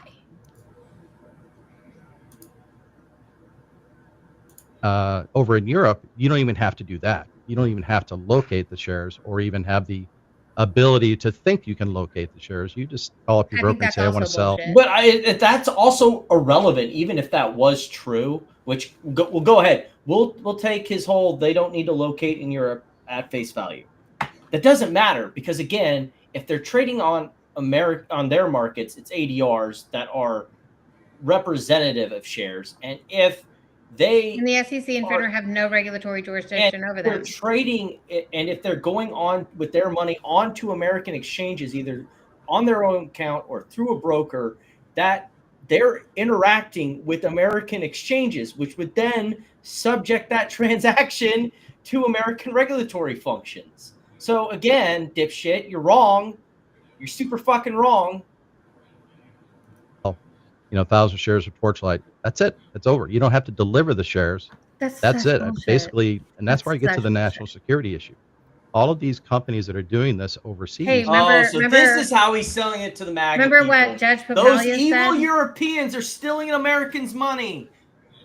Remember what Judge Papalia said when MJL tried to call it a national security issue? I don't. Yes, I do. Go ahead. What happened there? He basically laughed out of the courtroom. But sanctioned. Yeah. Well, I think we got enough of John Berta, but you Yeah, basically took out the part where the part that I posted was when he said that, what was it? Like, I'm not saying that it's them. I'm not saying that it's Citadel and Virtu, but look at their I never overseas accused Virtu. I know they're public. They do have controllers, but that's irrelevant. They could have been an administrator. Virtu trades on their own account. Okay, irrelevant. No LP, irrelevant. Retail dollars. Go to show more. Go to show more. They only facilitate. True. And then he says, what's weird is you did not address what I said. I said my contact told me the problem was massive and that it originated offshore and Virtu had no involvement. How are you going to refute this when you weren't on my call? You weren't on my call. What call? Like, I'm never, ever going to be on a call you're on. Yeah, and then you got the clip where he was basically saying it. And like, I find it disingenuous where he's playing this game that's like, oh, He's I like, didn't I'm say not it's saying Virtu. it's them. I only But have a look I only, at their overseas subsidiaries, but I'm not saying it's them. Yeah, I'm not saying it's them. I'm only saying that it's someone within their entity is doing it on their behalf. And then like he doesn't think that he's lucky that he's such an irrelevant little slime ball that neither Virtu nor Citadel could be bothered to sue him for the defamation that they would. But this is where it's coming from. This is where all of his mouthpieces on Twitter are getting this shit from, right? Well, He's yeah, telling and them that he has some contact. look what it with did for them. Virtu. $0. That he has So, some contact congrats with everybody Virtu for who's listening telling to John him. Byrne. Yeah, I mean, show the proof. Show the proof. He isn't, because it doesn't. No, it's exist. not just some bullshit you're fucking slinging. Anyway, so Impossible. Anyways, we're ready for bankruptcy time. Hip hip hooray! Which one is this? Oh, this isn't the Panasonic one. I was so excited. No, I think we talked about the Panasonic one previously. No, this one is the there was two filings on this one. There was the miscellaneous application and the stipulated and agreed. Oh yeah, order. I bought the stupid stipulated order. And I bought the miscellaneous appearance so we can both be dummies together. We are wasting $3 together. Exactly. So the this is basically that they're wanting money to deal with the lawsuits, right? Right. Yeah, and it got approved. Of course it did. But they've already had a couple of these anyways, so. Yeah. We're so hungry for something interesting to happen in this bankruptcy. Right? Like, we're used to these bigger bankruptcies where there's always something going on, and here it's like watching paint fucking dry. They haven't even gotten to the orders we talked about previously from Jen and who's the other one? Oh, that's right. Yeah. I forget her first name. But yeah, the other shareholder. Yeah. The perpetrator and co-conspirator. So like this court, like I get it's Chapter 7, but they're not in a hurry to really do anything. Oh, they are not in a hurry. Well, they did do the auctions at least, so they've done some things. So maybe we'll see if they're like how much has to go to creditors and what's. Well, we already saw how much they're getting. It's like $250,000 to how Panasonic. much is their debts? I can't remember. I don't think it's enough to cover 5 million. Like, 5 million. Yeah, I'm pretty sure. Okay, yeah. Well, there we go. 5 million. We were optimistic at the beginning because like 5 million, that's not that much, but you know. Yeah, right. I mean, it's still not that much. So yeah. Who knows? They haven't even started on like a lot of things, so it is very slow moving. So from bankruptcy to pending bankruptcy. So we got news today that Wolfspeed is near a prepackaged deal potentially with one of its biggest debt holder, Apollo. Credit really looks like for the people who are waiting for a credit bid. Well, and these are the companies that Apollo buys. Ones that are ones that have a legit business distress. that could be rehabilitated and make them money, lots of fucking money. Mm-hmm. Well, they buy distressed companies. Yeah. They don't buy companies trading at a premium. For all of you people who still believe Bill Pulte.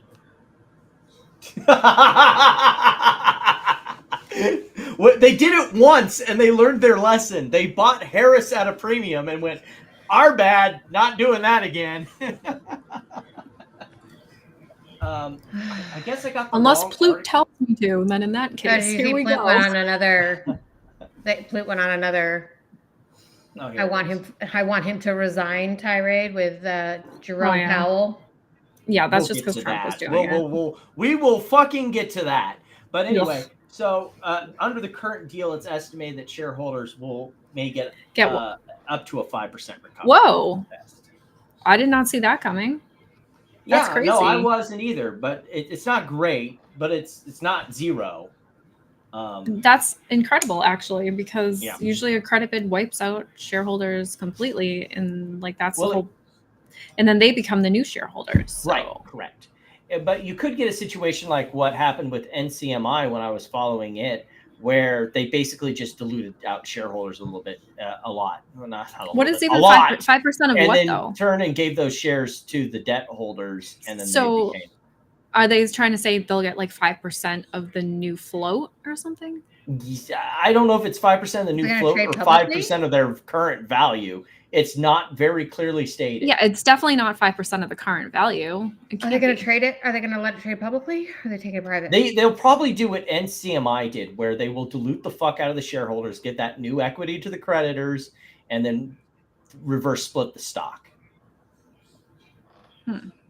And so like that 5% is probably 5% of whatever float comes out of this.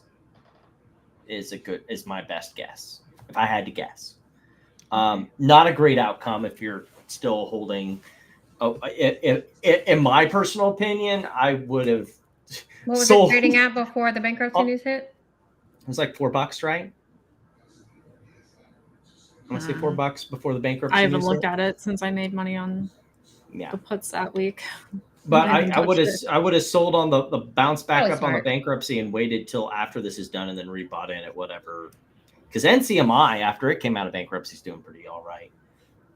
Not super great, but it's doing Well, good. usually that's the move, right? Like, so when because these guys are not going to want to be shareholders. Usually the creditors don't want to be shareholders, so they'll dump their shares. And so that would be the time to, if there's warrants, that's part of the credit bid offer, they'll add some warrants in there to help with liquidity, where you could turn in the warrants and get shares so they can get extra liquidity in.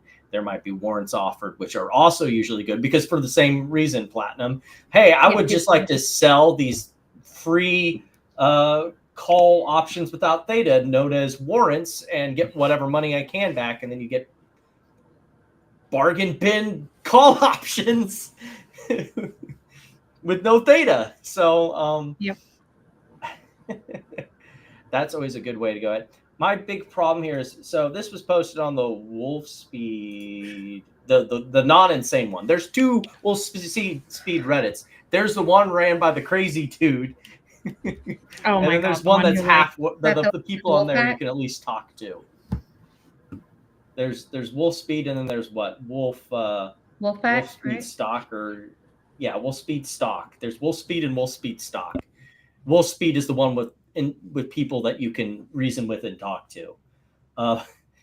But this was posted on there, apparently an announcement from the CEO. It's your basic boilerplate things that you send to your employer. I mean, your employees from your employer saying, look, guys, everything's fine. Don't panic. Do not panic. But like that's the biggest problem I've seen when I haven't done a lot of Still commenting trading, on right? there. It's still trading, yeah. The bankruptcy hasn't been announced yet, but it's likely to probably come within a week or two, given that I think it's July 6th is when their extension ends. So my big problem here is that they're like, the company hasn't said anything. They haven't said bankruptcy yet.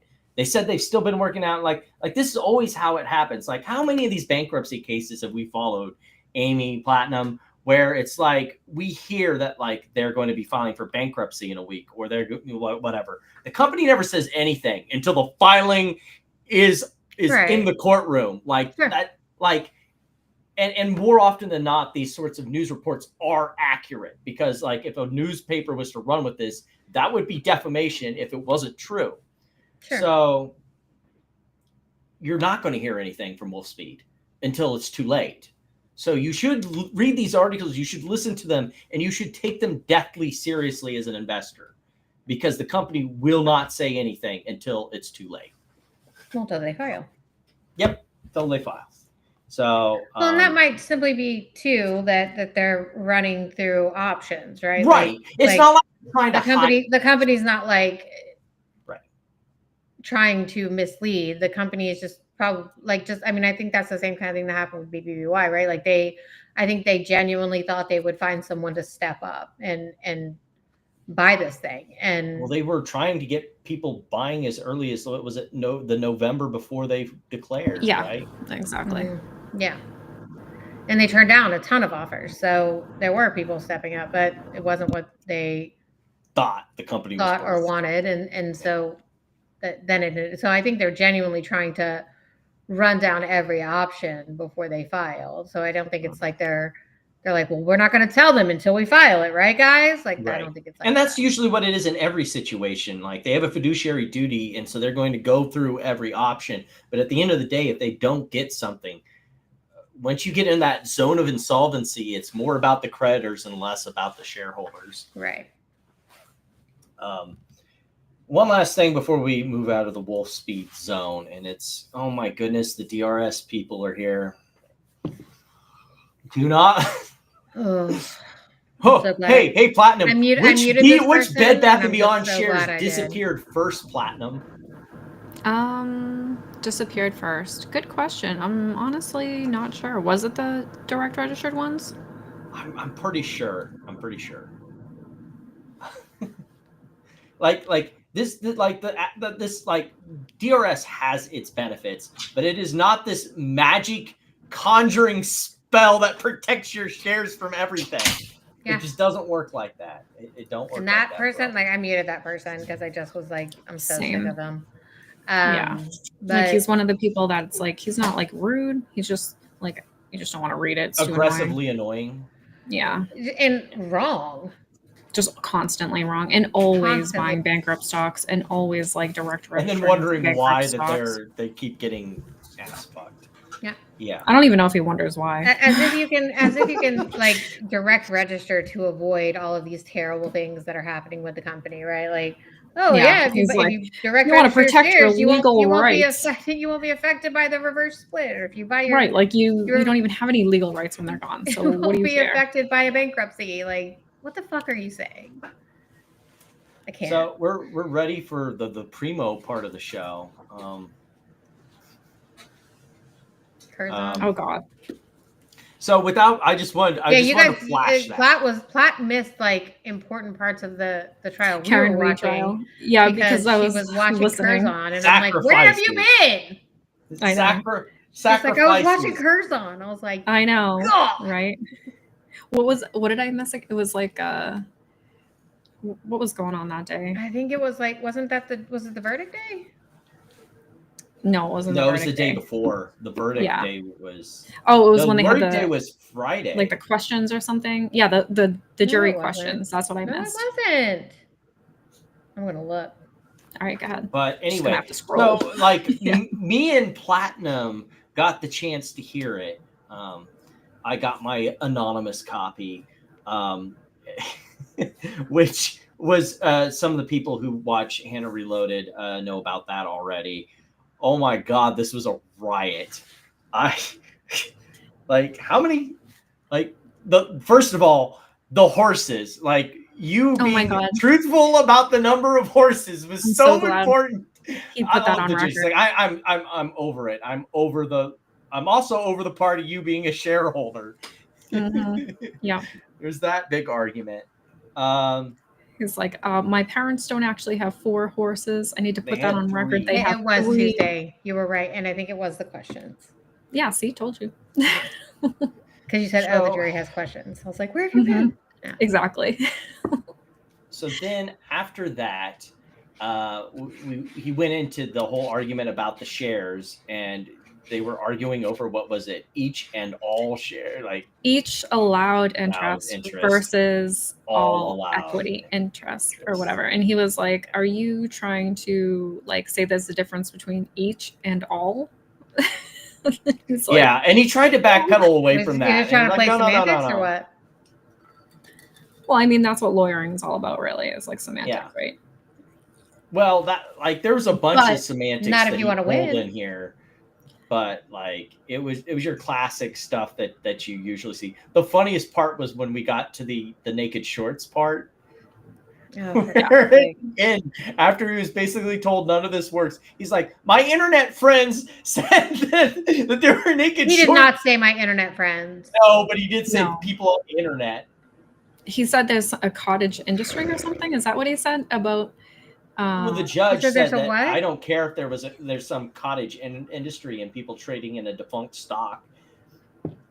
It doesn't exist anymore. So what do you want me to do that other people are trading in this stock that doesn't exist anymore. Nobody's trading in this stock. It doesn't exist. I think Well, that's he what didn't he's even trying he to didn't get at. realize because sometimes when shares are canceled, they still trade. So I think the judge probably just assumes that they're still trading, and like, I mean, why would he care? Why would he pay attention? Yeah. Well, he That's has not to what know they're those shares dealing have been with here. extinguished. No, like it's on every single motion that Goldberg files. Well, he also said it was 27 times in the plan. Yeah. Yeah. What's 27 times in the plan? That all the shares are going to be canceled. Canceled, But- extinguished, and yeah. The best, funniest part of it is when he said that the shares couldn't be any more naked shorted because they don't exist anymore. Yeah, because you can't get a well. He was like, he said something like, well, as far as I understand it, when you short a stock, you need to borrow a share, and if you don't borrow a share, that's naked shorting. And he was like, well, they couldn't be more naked shorted since there's no stock available to borrow. Yeah. And basically, the nerd part of this, if you're the law nerds out there that follow this live stream, other than the fact that he wasn't going to be granted anyway, he was denied on procedural grounds because you can't ask for discovery of things that don't exist. So you cannot compel the plan administrator. What did he want discovery on? The shareholder list. Yeah, he wanted like the shareholder list. Them to do like what was it? It's in the thing on the docket what he was requesting. But he wanted them to do like a reconciliation or something like that. And he was like, yeah, to show all the shareholders, not just the ones in name, but also in street name. Right. He was like, no, I can't. I can't compel them to create a document that doesn't exist in Discovery. He wanted a certified, audited motherfucking share account. Audited That's the motherfucking one. share account. Oh. Mm-hmm. Yeah. And the judge basically said it doesn't exist, therefore you can't discover it.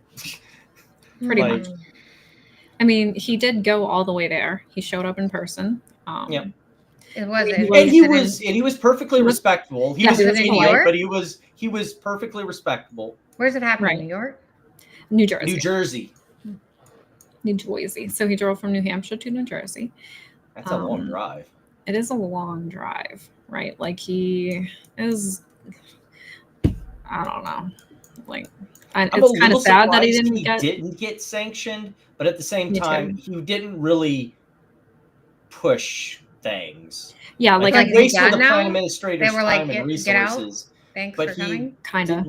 Yeah, he basically got thanks for coming. Thanks for playing. Your conciliatory prizes are in the waiting room. Like the Bed Bath lawyers pretty much said nothing. Like they were just like, I just want to stipulate that he was a former shareholder. That's pretty much all they said. And then he tried to get an order that if there was ever that was the other thing I was missing, because he was like, what if some rich guy just feels bad for us and the creditors? What if some billionaire? Like Ryan Cohen? Yeah, that was pretty much what the illusion was to be. But like everyone was just like, what? Why? Mm-hmm. There's no assets. It's a shell. Well, they didn't say that. They said it so many times before, but like, it's just silly. It's super silly.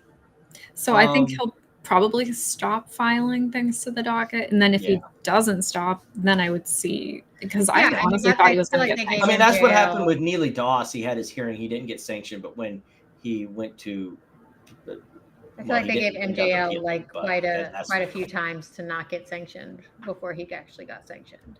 Well, he was also like calling constantly, according to that'll do it. That'll do it. That's what I'm saying. Like I think they gave him like a lot. They were like, you're going to get sanctioned if you keep going, and he kept going.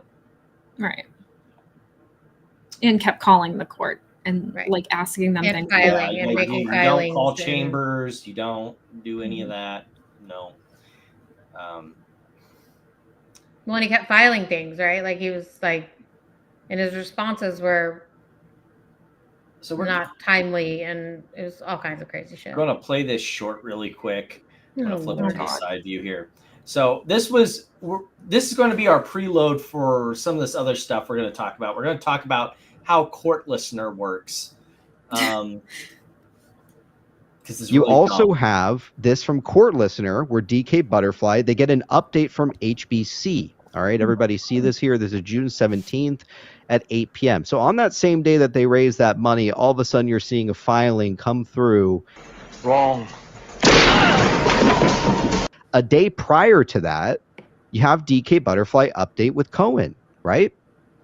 So show you right here. So June 16th, one day prior, you have the update from DK Butterfly and Cohen. Okay, this is one day before GameStop Hey, Amy, what does that say on the scroll down here? What? The docket was collected Yeah, as this part of black box. The docket was collected as part of the recap project. Therefore, it's updated when users of the recap extension download the docket from Pacer. To see the most up-to-date version of this docket, click the button above to view on Pacer.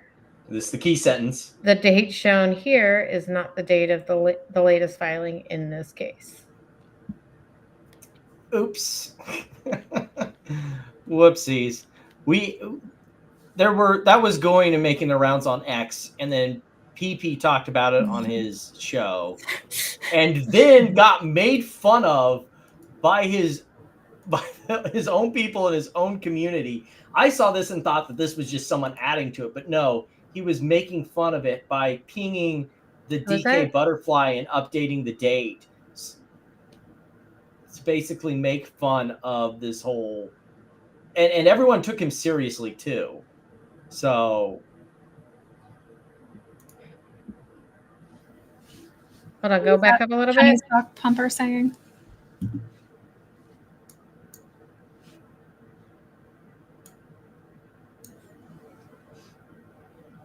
My homie told it updates you the time of your login and refresh. Could this be due to someone running Pacer searches with the court listener plugin to prove a point? Oh my God. I thought I couldn't state it any more plainly, but this post has been a life lesson. Highest engagement thing I've posted, and I'm not sure even 2 people got the joke. Welcome to your community. Look, everyone in the comments. Wait, go back to that. Uh-huh. Everyone in the comments missed the point here, including me. Duh. We are retarded. Yeah, we knew that. Thanks. We knew that. Money's gone. At least you can admit it. What is the aggregated? What's the aggregate audition mother and couch shares? It's 0 in this case. Oh, indeed, it is. Oh my goodness! So are you guys ready for it's springtime at the Bill Pulte estate? Ugh. As chairman of Fannie and Freddie Mae, I can tell you that Jay Powell is hurting the housing market by being too late to lower rates. He needs to resign effective. Oh my God, Lynn Alden called him out. Oh yeah.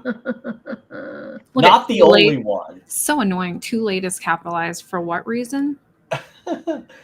Apparently Darth Powell also went after him. Yep, and he got blocked. Yeah, he got blocked, which is technically against the law. Who, Darth Powell? Yeah, he got blocked by Pulte. I'll show that one in a second. Then we I'm got Matt Pulte. Graham went after him. Oh, everybody did. Because he's an idiot. Like I have a whole list of just everybody that just absolutely just clapped one after the other at him. It's hilarious. Oh yeah, here it is. Wait, yeah, what? Sorry. He did block Darth Powell. What do you say? Can someone tell Fannie Mae and Pulte by blocking me? They're violating the First Amendment. Yeah, like, there's a legal case on this. If you're like, I don't know how it works because you can still see his account through Twitter. You just can't reply. If that still counts as like, no, you can't do that. But yeah, there's court precedent on this. You can't block someone if you're using your account to communicate government messages, which Pulte is doing from his personal account. So you can't block someone. That's how it works. Once you become a member of the people who are accountable to the public that are in government, you don't get to be a bitch anymore, Pulte. Right. Hey, Plute, why don't you get a social media team so you don't have to read the messages that make you sad? I mean, that's what Trump does. Like, he's got a social media team. And just have them handle your Twitter. Although I doubt he could put Twitter down. We also have another bromance that is now dead. now that Trump has decided to go Oh, all wait. in, I think everyone knows why Jay Powell, his name's not Jay, his name's Jerome, isn't lowering rates. Does he expand on that? Because I would like to know no, what he doesn't. He doesn't. No, It's Bill. he can't. You were looking for something insightful in there?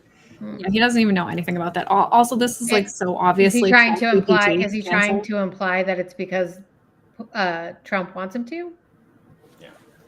I also find it funny that now that Trump is going all in for the whole siding with Israel and the Israel-Iran conflict and Israel and Palestine, regardless of what you think about that, Kais clearly has an opinion and he doesn't. Oh yeah, he does. He does not have an opinion. Not a fan of Israel.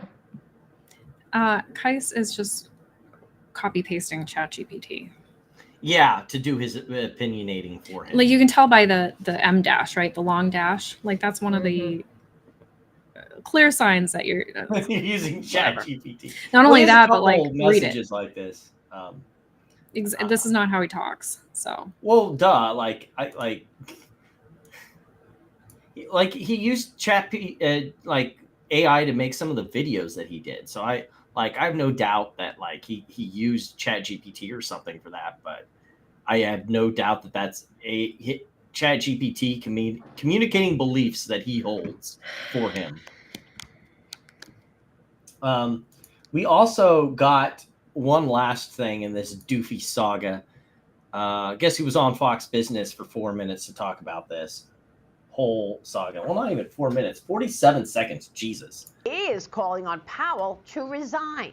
Joining me now is the man himself, Bill Pulte, is here. Why are we getting Bill, this thanks very much for joining me. And you write on X, Powell is a main reason for the housing supply crisis in the country. What? By improperly keeping interest rates high. Why? On what grounds? That makes no fucking sense. Also, again, Amy, look, you are a housing resident supply crisis. Why is that capitalized? What is going on? Amy, would you like to respond to this abject stupidity with something approaching intelligence when it comes to housing and mortgage rates?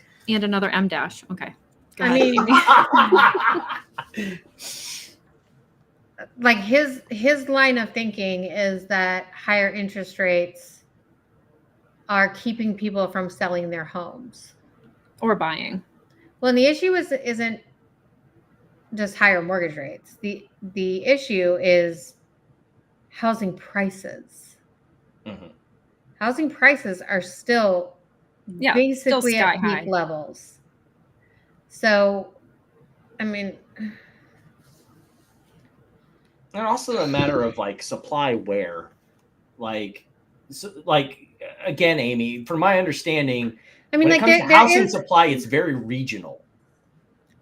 Yeah, I mean, they're like, yes, it's a lot of people who got 1% and 2% mortgages during COVID don't want to leave their 1% and 2% mortgages. Like, they end up but that in and of itself is not the only issue. There's like the prices of housing are still way too high, and so like, and the fear of lowering interest rates, right, is, there's so much uncertainty with tariffs and, how much it could impact inflation, which then has the opposite effect. And like, it's so much more than Jerome Powell is the main reason for the housing supply crisis. Like, that's just stupid. This is just Bill trying to get Donald Senpai to notice him.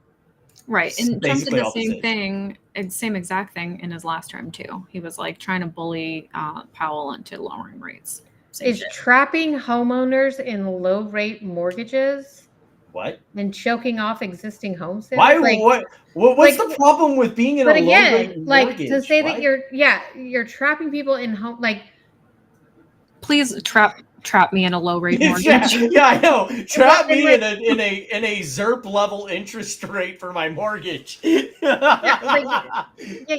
you're not trapped. B, like, the process of the house, like the housing prices coming down, is a long one. Like, it's all very cyclical and it takes a long time because the way that the pricing comes down is by like, you know, if I put my house up for sale and I'm still asking for exorbitant, you know, numbers for my house, right? And then like it depends on what the comps are selling for. Right. And if the comps are still selling, I mean, if there's still houses selling for crazy inflated prices, then the housing prices aren't going to come down, right? Like it's all based on like comparatively what is around you.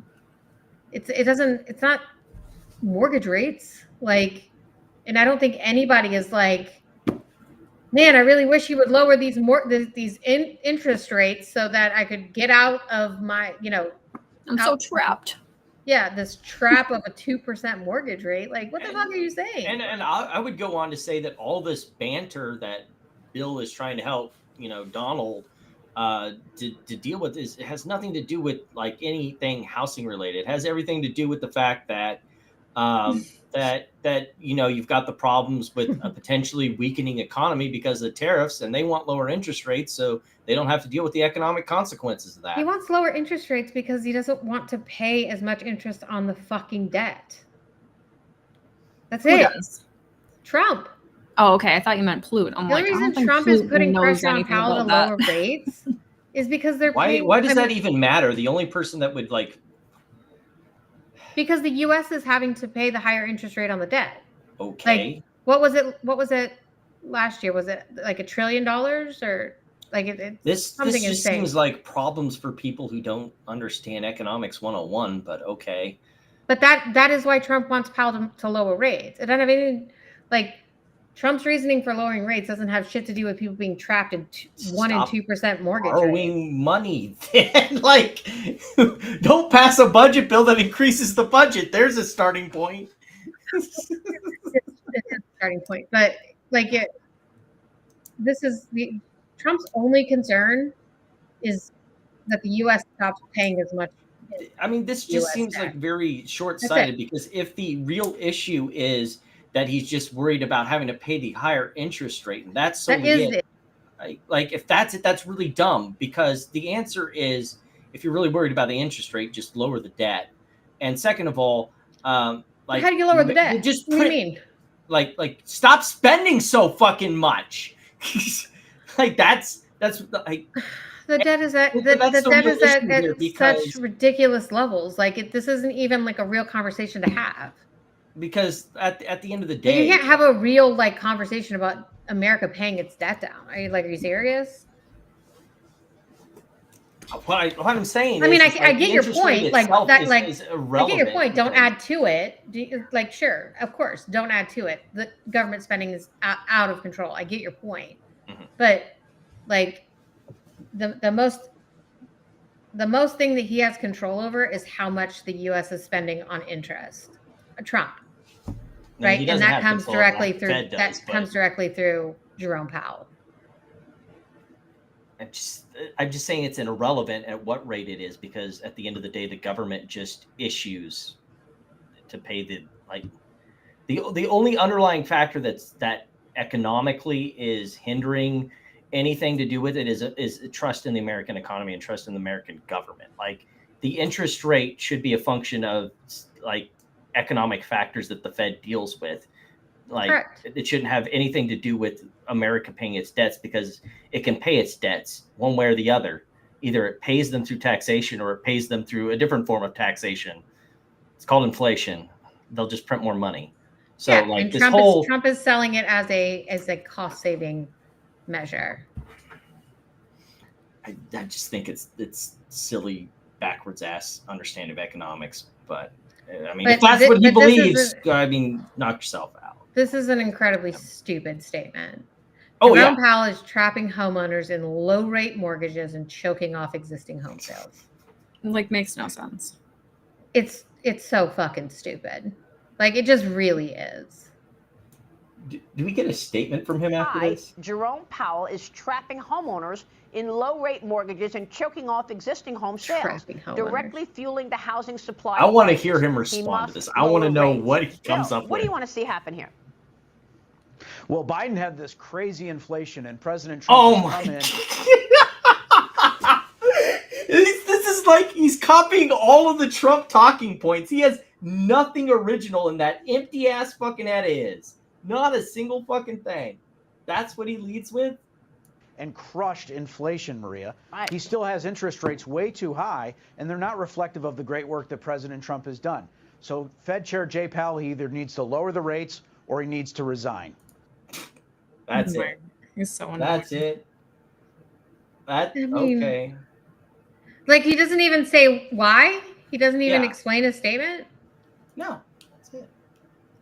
I'm sure there's more to that interview, but that's the only clip he provided in his fucking No, message Sam, he that didn't. he posted. Like, well, I guess I don't know what to say there. That moving along to our next meme stock. I think he was just getting to Curtis. You should go to that post and look at some of the replies. I did actually go look at some of the replies on his post about lowering, like, some of the oh yeah, like everyone was clowning. Like, the reason I found that was because it was over on the Fannie and Freddie people who are all over that, and they're just like, this guy is a fucking idiot. He should just shut the fuck up and color in the lines. It's like post after post. It's like there's two categories of people on that subreddit. There's the people who post because, you know, he's FHFA secretary. And so they're like, should we be listening to this? Is this a key to, you know, us making money? And everyone in the comments is like, no, just stop listening to him. He's a fucking idiot. Just stop it. Did you find any gold under that in them hills, Amy? Is that what you're looking for? there was some funny ones. I mean, I'd have to go look. Okay. But yeah, there was, I mean, people were like, let's see, hold on.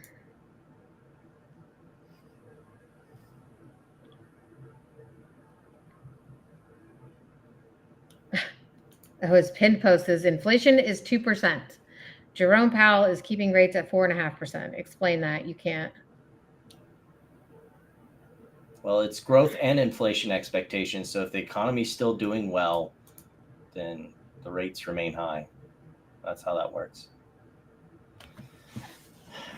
But but again, it doesn't address the issue that, like, all of these people aren't like the amount of people who are like, we can't afford to buy a house, right? It isn't because the interest rate is 4.5%. It's because, like, for example, like, people are so house rich right now, right? Like, boomers are everybody's so house rich because they paid, you know, literally nothing for the house. $1,000 for a house, you know, 15 years ago, and now it's 4x'd that amount, right? And so, like, even to buy like a starter home, you're paying no less than like $300,000, right?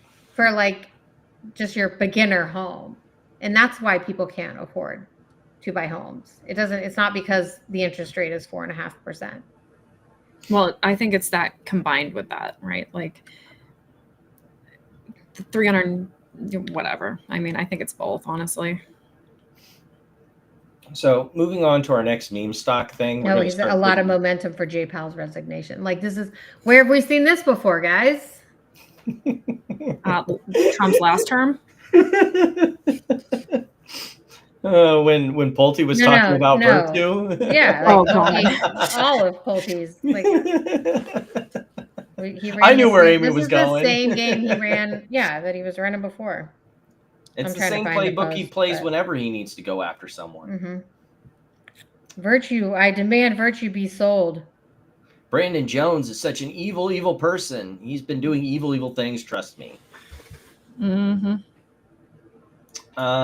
So our next thing up is one Jerome Powell website.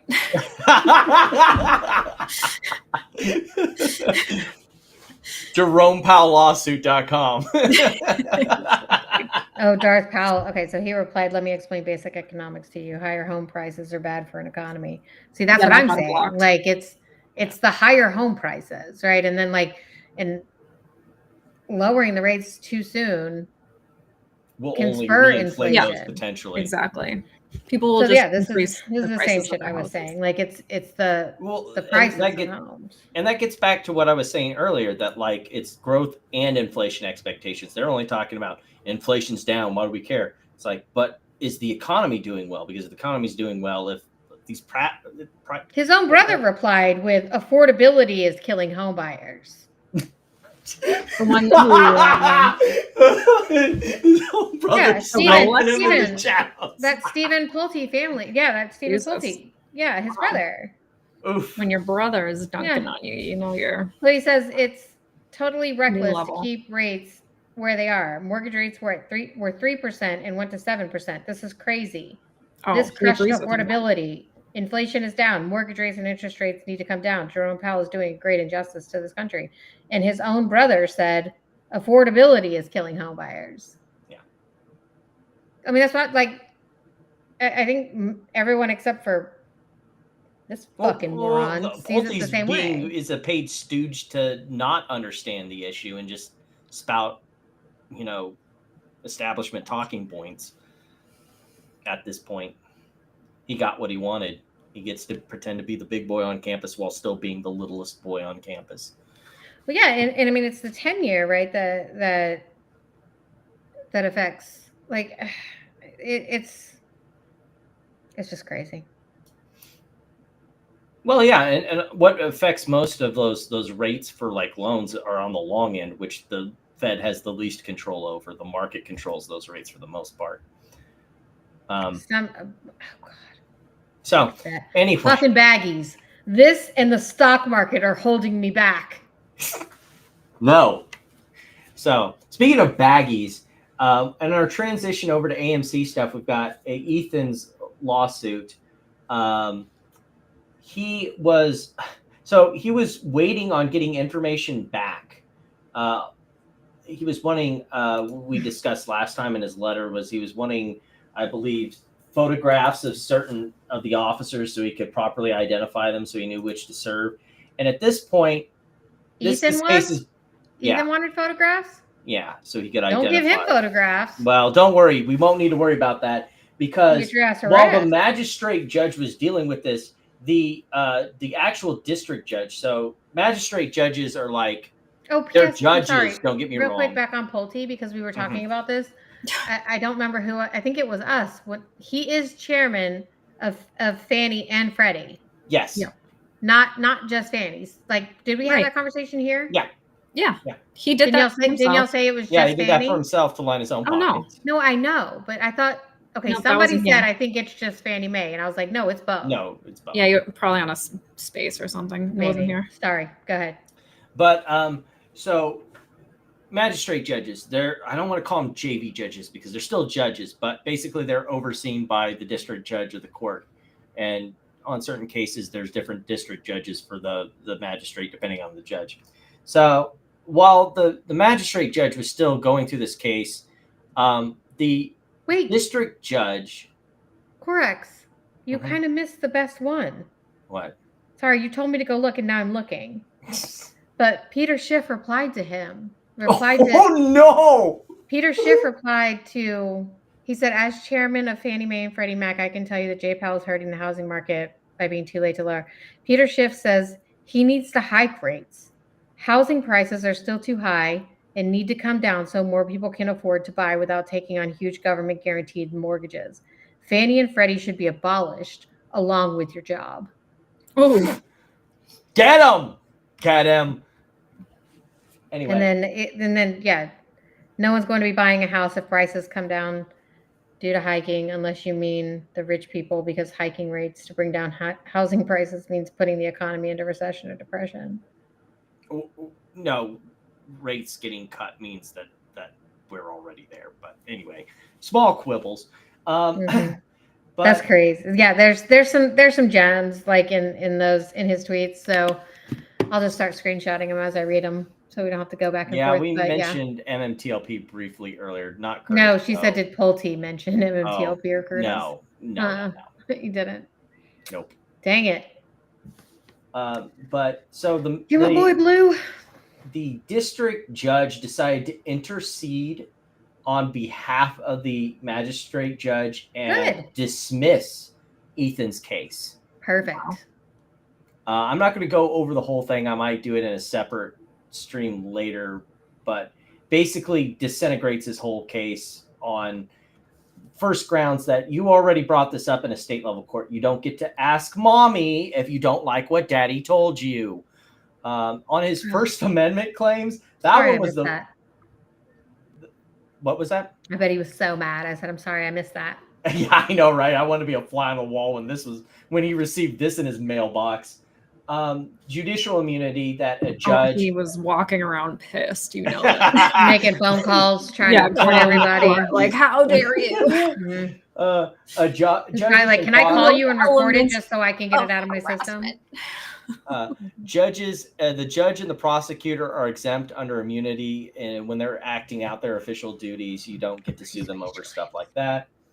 The free speech claims. This one was the funny one. So he was complaining about free speech because the district attorney's office blocked his phone number. Nice.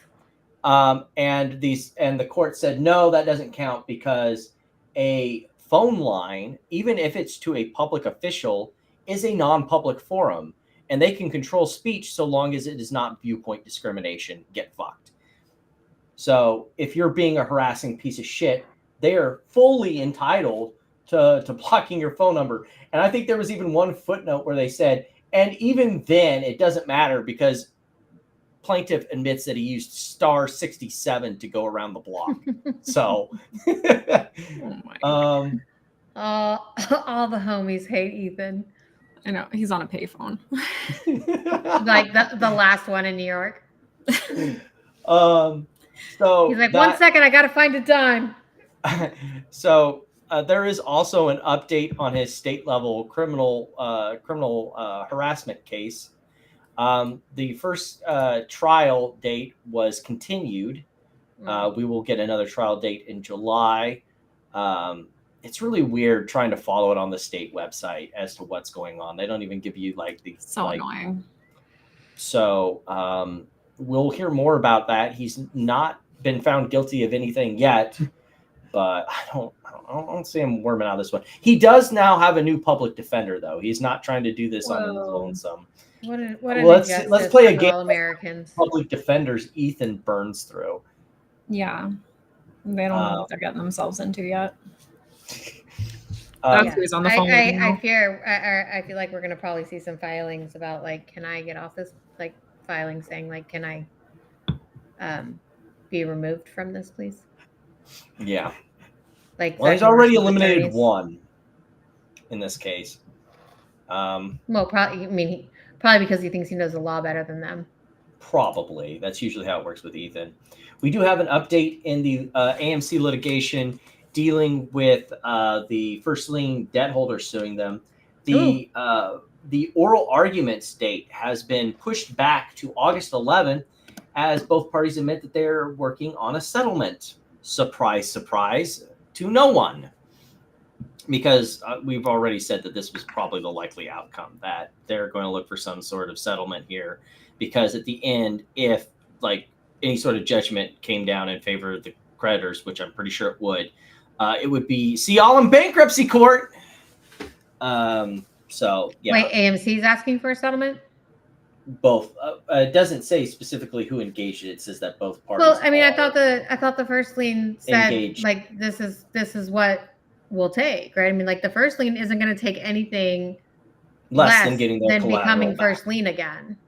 Yeah, which is probably why they're still working it out. But it says that both parties are currently engaged in settlement talks. So, I mean, I don't know how he guarantees them like the rights of first lien any other way than making them first lien again. Right. So what is he negotiating with the second lien people? I mean, that's probably what he's going to have to do. He's going to have to get something that the what are you going to promise second them? lien's ready to is Popcorn willing bucket? to push back, is willing to take a cut on to give it back to the first lien. Because you know that they can't give them cash. They have no cash. Right. And he's already what did he kept 100 million shares. Like that was his like covenant, I think, that he had to keep Guess that it's in time reserve. for reverse split again. But I mean, that was part of the deal, right? Is that was reserved for them, Right? And he has nothing else besides that. The Goldman Sachs, Hail Mary was the last of his available shares.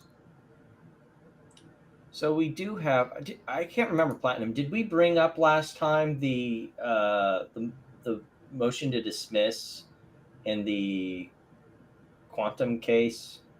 I can't remember. You said I know we were talking about the part that I told him like is the flaw in the case. That was in there. I didn't read this. I didn't read the motion to dismiss yet.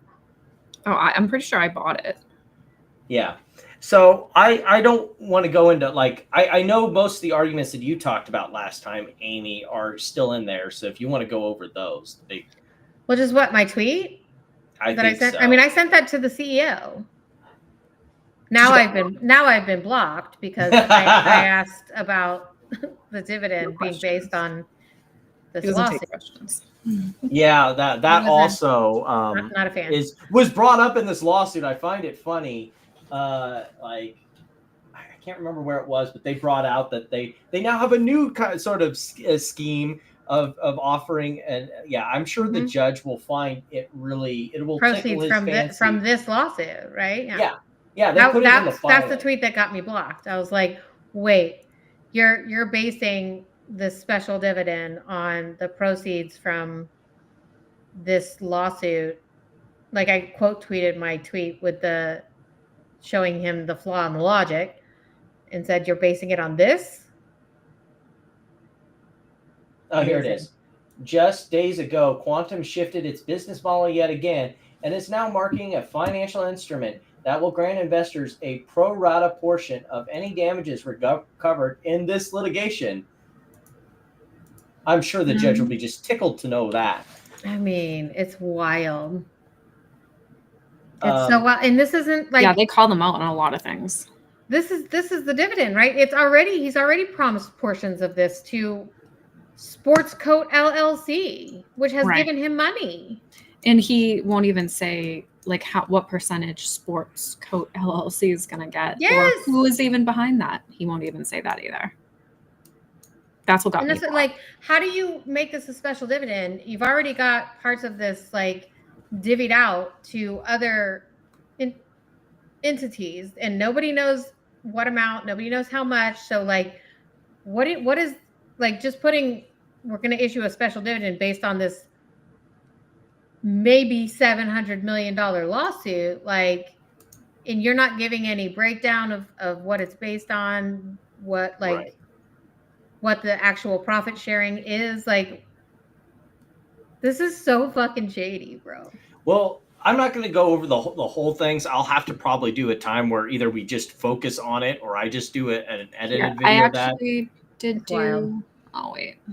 Because there's a lot of moving parts here while they're dealing with the whole spoofing claims and everything. But what I think is the most important one in here is that they go directly again after. So originally this was just about claims in Canada. So they brought claims between two Canadian companies about Canadian transactions in a Canadian market into an American courtroom, which was hilarious. And so they tried to. One of their motions the last time before they amended it was to say that lack of jurisdiction. So now they added, there was also this other trading through the NASDAQ where they got some sort of ability to trade on the NASDAQ, and that's how they were also doing it. And while we can't identify who was doing these trades because they were happening at about the same time as the ones on the Canadian exchange, it must have been them. That's their argument, by the way. I mean, you can tell where this is coming from, right? Like, I mean, and so there's like, this is still a majority, Canadian lawsuit. So I regardless of all the rest of this, I think that's the winning argument already, that this should be. How much of this stock is West Christian on? On jurisdictional grounds. You got something, Platinum? Yeah. So I ended up highlighting a bunch of stuff on here. Oh, very helpful. That'll make this much easier. Like, because so like this I is was like too busy chopping up other stuff to not highlight it. Yeah, So, yeah. like this is kind of so first they did throw some shade at the company and said like basically the poor management and performance that one was made the stock go down, like yearly losses, shifting business ventures, staggering decline due to several factors, including failed to achieve even the most modest objectives of their business plan, and instead issued an extraordinary number of Class B shares at very low prices and awarded themselves excessive and unjustified compensation. And then we get to the whole so this is one of the things. Quantum is attempting to use a 10 millisecond period, which is 10 million times longer than the nanosecond period used in Mullen. So that's which they were citing Mullen as justification to go around the motion dismissed, right? Oh, I'm guessing. Well, they had their amended complaint, so yeah, I'm guessing that's what that was. Also, what you were talking about is. So Quantum does not allege a single transaction on a U.S. exchange by either defendant. Instead, Quantum asks the court to infer that anonymous orders placed in the United States within 10 milliseconds or less of orders placed by defendants in Canada must have been placed by the same defendants. Which is ludicrous. It's crazy. Alleges 3 specific spoofing examples where CIBC or RBC placed orders in the U.S. markets. But this allegation makes no sense because neither CIBC nor RBC is a NASDAQ member capable of placing trades on the NASDAQ. Which is the hilarious part of this. They can't even trade on the NASDAQ, but those trades clearly must have been them. Quantum further asserts that defendants could have routed to intermediary broker-dealers in the United States orders to be executed for their customers, but Quantum does not identify any orders or transactions that supposedly were routed to a U.S. exchange, nor does it identify any such intermediary. I think that's like really it. Like, of course they do the failed to state a claim. Yeah, and there's a lot of like the problem. Do they talk about how what they're showing is not even spoofing? Yeah, they get into that. They get into a lot of different stuff that's kind of you have to really set down and break it down because like. Will you put that in the Discord so I'll read the motion to dismiss? Because they're like. Oh, they put their graph. Yeah, because there's a bunch of different trading information in there that just does not follow. The total alleged benefit in the United States over the relevant period would be only $146. Yeah, that was the funny part about it was they were saying, Quantum, that's still more revenue than they've made in 10 years. So. But they were trying to say that was a continuous naked shorting all the way down. That was another thing that they brought up, that like not only was it an infinitesimally small amount of money, but that since like you can't use spoofing to naked short all the way down. Go back up to that. Hold on. What do you say here? For Canada, only 43 cents USD per share in the United States. Even if that average rate were applied to the total alleged purchase volume for each defendant, the total alleged benefit in Canada over the more than 4-year relevant period would be only $614 CAD for RBC, about 133 CAD per year. Oh, is that the 12,891 CAD for CIBC? So what's $600 divided by how many shares do they have? Oh, Christ. Oh, and they only get not even a penny, I'm pretty sure. See, this is what I told him. I'm like, your math ain't mathing, bro. Like, this is not how it's figured out. And like, I actually want to read this. Some of the footnotes are also. This actually looks like a laugh riot. Yeah, some of the footnotes are also pretty spicy. If you read some of those where they clapped at him, but like they should. I think it gets dismissed basically on jurisdictional grounds, even if you don't buy any of the arguments about the spoofing being, which I think those also pretty much kill the complaint. Well, but this like, is West Christian, right? As a matter that's handled first, does the court have jurisdiction? And the answer here is no. Right. And West Christian filed this, right? Mm-hmm. So he doesn't have jurisdiction in Canada, right? So where did he Well, file I mean, it here? he could try and ask for pro hoc vice status in Canada, but that'd be a little, I don't know how that works across national borders. Because unlike in the United States, where if you have a license in one bar, you know, via the Constitution, another state needs to kind of take that, you know, as this whole thing is ridiculous, and they're using it and using Kevin Malone to do exactly what's funny happening. you should mention. You said the magic words. Wow. Here we go for another episode of eliminating people's stupid tweets of the week options. We're going to go through some Kevin Malone tweets. So first of all, he started out saying, "Oh, there's only like 7,000 shares to borrow," and then Why he was can't like, I get any shares to borrow? No, oh, I know somebody who did. Who, but, Phil? Oh. Well, I where got a did they get message it that said from? I finally got to borrow. Rob? Or where'd they get it from? Johnny Tobacco? Where are they getting it? I mean, I can ask where, but Yeah, do that. I Ask just where. knew what they did. I can't get it on Fidelity. Down here is the answer to everyone's question. It's 9:20 and Oh the my markets God. are closed the next day. That's why there's no shares, dipshit. Well, in Fidelity, there was no shares to borrow. Absolute muppet. And then we also got, I think it was Saturday, like right when we were on stream, his newest purchase for his Wait, who was Semi replying to there? Tim Malone. Yeah. Was He it was just Malone or asking Travis? Because I saw Travis in there. finally was him. Travis is all up in it now, huh? Mm-hmm. Yes, he is indeed. But next, that was the next thing on the list. Perfect. That's not even the best thing of these tweets that I did find. So this one was a chain of discussion between Gorilla Meat and I'm not sure who this person is, but What's it the was name saying say? never.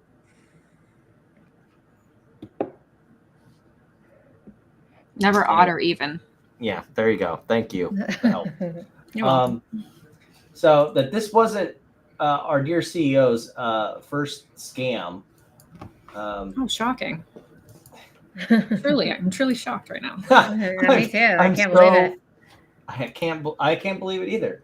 Why would this ever be a? So like we've got a whole list of scammy biopharma companies. So how you done? Oh, You don't say. Blue Holdings, and there he is. Oh, there he is. Whoop, there he is. So like this is for him. This is the time-honored tradition: scamming retail investors. Ooh, are we going to do tweet of the week? Because I've got the best one. Oh, no. Something else that also came out. I figured. Whoopsies! I deleted the wrong thing here. So I want to hide real quick what we're going to talk about next. Platinum. This thing what we're talking about next, it's all about you. I want you to take off with your best conspiracy theories about this. Are you ready? Maybe.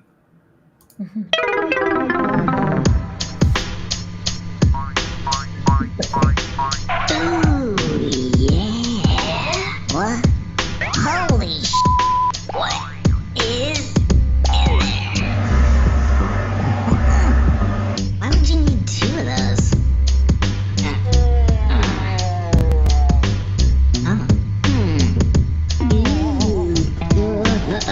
Alright, chumps, let's do this.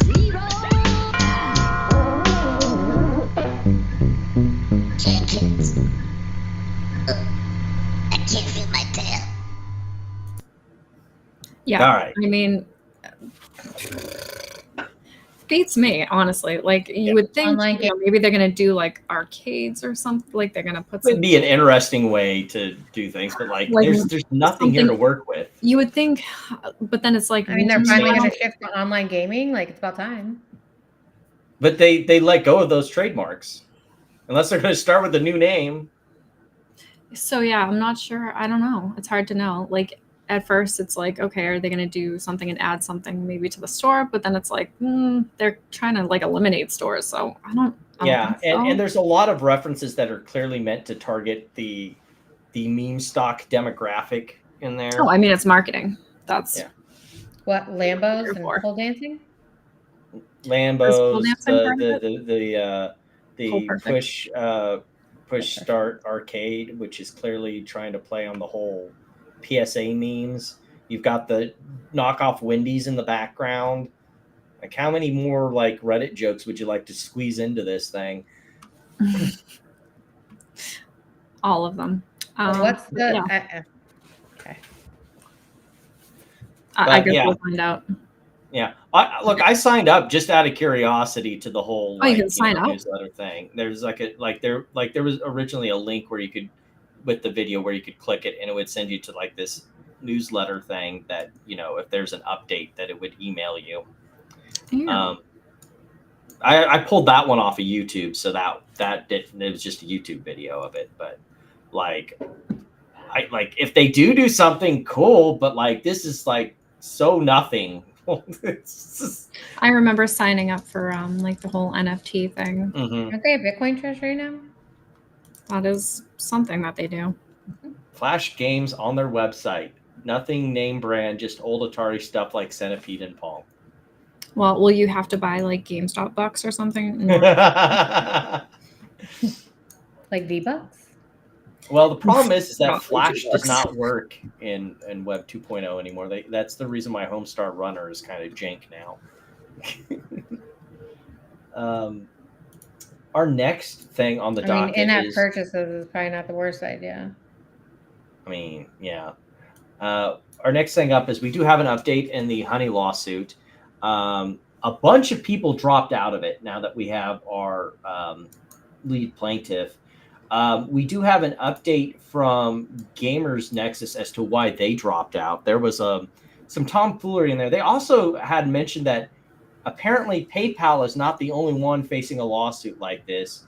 There are a couple other people that have Honey-like applications that are also being sued. So we'll let this run. I think it's 5 minutes. We can live with that. Here's some of the case updates that have been happening. And just to be clear, this entire report is predicated on my understanding of it and my opinions on what's going on. And I'm speaking freely and with my own interpretations and beliefs of these documents. Just so we're clear, PayPal and Capital One. First, there are multiple cases now, all relating to stealing affiliate commissions from creators of all sizes. Cases include these. One against PayPal Holdings Incorporated, which has a market cap of almost $70 billion at the time of writing this. This is for the Honey extension. One is against Capital One Financial Corporation, which has a market cap of over $120 billion at the time of writing. This is for its coupon plugin. One is against Microsoft Corporation, which has a market cap of $3.5 trillion at the time of writing. This is for its Edge browser function. One is against Retail Me Not, which is owned by media and advertising mega conglomerate Ziff Davis. Ziff Davis owns a lot of publications, including gaming publication, which is unrelated to us other than sharing two letters, IGN, which itself acquired fully or acquired shares of several other gaming publications, including Eurogamer, Digital Foundry, VG247, Rock Paper Shotgun, and it's become a big deal. Now, that's a lot of cases kicked off by Megalag. Yeah, we know why the Capital One complaint is highly important and it's directly relevant here. So we're going to spend most of the time talking about this one because in PayPal, not a whole lot has happened yet. It's taking a slower sort of this Capital One is the one that I want to get to because he got subpoenaed, which that was to be expected. If you file a lawsuit, expect, discovery both ways. But some of the things that they were asking discovery for seem a little sus. Even though we were no longer involved in their specific case, as other lead plaintiffs were a better fit. It feels like they subpoenaed basically everyone who was ever involved, even if they no longer were. The request for documents was, in my opinion, completely absurd and was tantamount to harassment. And we were able to successfully fight them on several of the most concerning factors in that. First of all, they wanted all communications with consumers, which is fucking absurd and a massive invasion of privacy of our viewers. Although, Capital One, if you're watching, I'll give you one for free. Here's a screenshot of some of the bot comments we get. Go ahead. click the profiles. And Capital One also wanted documents including consumer-level data, including the identity of consumers. Not just what they bought anonymized, it literally says the identity. Now, this is a problem, even though, to be clear, affiliate link data itself is anonymized. So an affiliate link report will contain the item that was bought, how much money it cost at retail, how much money you made as the person with the affiliate link, if you're the reviewer, for example, and the day it was bought. It does not include who bought it or their email address, at least for the services we use. However, because many of you do engage with us for help buying computers and computer components, we have identifying information for viewers. And you could map those conversations to purchases and connect them. If you were, let's just make a hypothetical fantasy world situation here, a gigantic evil bank that had this information, hypothetically, you might be able to connect the identity with the purchase information and then do terrible things with that, hypothetically. A little outside the box, I think, but like just the idea of the data, why was it relevant is my curiosity on this. Why did they need the actual, like, I can understand maybe having the transaction data. Yeah, that's the transaction. Yeah. But identifying information seems a bit. Yeah, I don't know why they would need that. But they just want it. Yeah, I don't know, to track an affiliate link, right? Like you could give them like what you were paid and what, like there's an easy way to figure out what you're owed versus what you were paid. I'm not sure why they need to know personal details of the people who bought. I can just you can't just give them a list of transactions. Right. But it could also be a way to A way for what? I didn't hear you. Scare people off. Scare people away from suing them. Yeah. You could make also the argument if you were, say, the attorney on the other side, but it's like that's not something that require discovery. You just find it out later. Is like it could be a way to identify people that you feel were injured by use of the system, and so. But I don't know why you needed to identify them at this stage. An affiliate getting paid is an injure the person who's buying the product. Yeah. I mean, it happens. I mean, unless they got a worse deal because of the shenanigans. But did it change the deals that they were getting, or did it just change like, where the money went? It changed where the money went, but like it could, like I'd have to go back to watch that video again. It's been months now, but I know that some of it was that they like some of the honey deals were not actually the best deals, or they would remove deals and stuff like that. So deals that if you went on the honey app that you could have if you went directly to the platform. Right, but I mean on the front end, like meaning like it affected the consumer. I mean, I would argue that it affected. Like if it said use this honey thing to get 20% off, are you saying like they weren't getting 20% off? No, what I'm saying is that like it I don't know. Okay, a little more complicated than that. That's fine. Anyway, so I didn't even know about this. Did you guys know that there were the pump fund lawsuits that were out there? Because I didn't see it till this article dropped.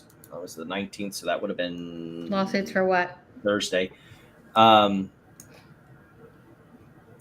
look because I've got them both right here. Rubbed? Yeah, I'm assuming it's for the rugging stuff. I didn't want to go all the way into them. Crime is legal. They're 30 pages, but let's go down here and I'll probably do try and do a video that's a little bit more than just skimming over this. But looks like, yeah, violations of sections 5 and 12 of the Securities Act. So yeah, rugging people and unregistered securities. Rugging people and unregistered securities. Meme coins aren't securities. Well, allegedly. But what this article is about is that both of these cases, there's two of them. There's the one I just showed you here, the Kendall Carnan, and then there's this one here, the Other class? Well, they're in two different courts, but they're by the same law firm. And one of the lawyers was asking, so let's combine these. And hey, dear law firm here, you were trying to get a class action lawsuit for this. So why did you do two separate lawsuits for no reason whatsoever? What was their answer? I don't think they've answered to it yet. It looks like, or at least at the time of this article. So that would have been the 19th, so Thursday. Who are But their high-profile lawyers? yeah, Berwick Law. No, that's who's bringing the suit. Who's says Pump Fund? Is that Pump Fund's lawyers? Let me look here. It says Pump Fund taps high-profile lawyers to battle Berwick lawsuit. Yeah. So who did they get? Go scroll down. It's right down there. Brown, Rudnick, Brown, Rudnick. I have no idea what that firm is. I've never heard of it. Has appointed further lawyers who specialize in cryptocurrencies and they represent the likes of Hugh O'Neill and Thomas Waller in crypto cases.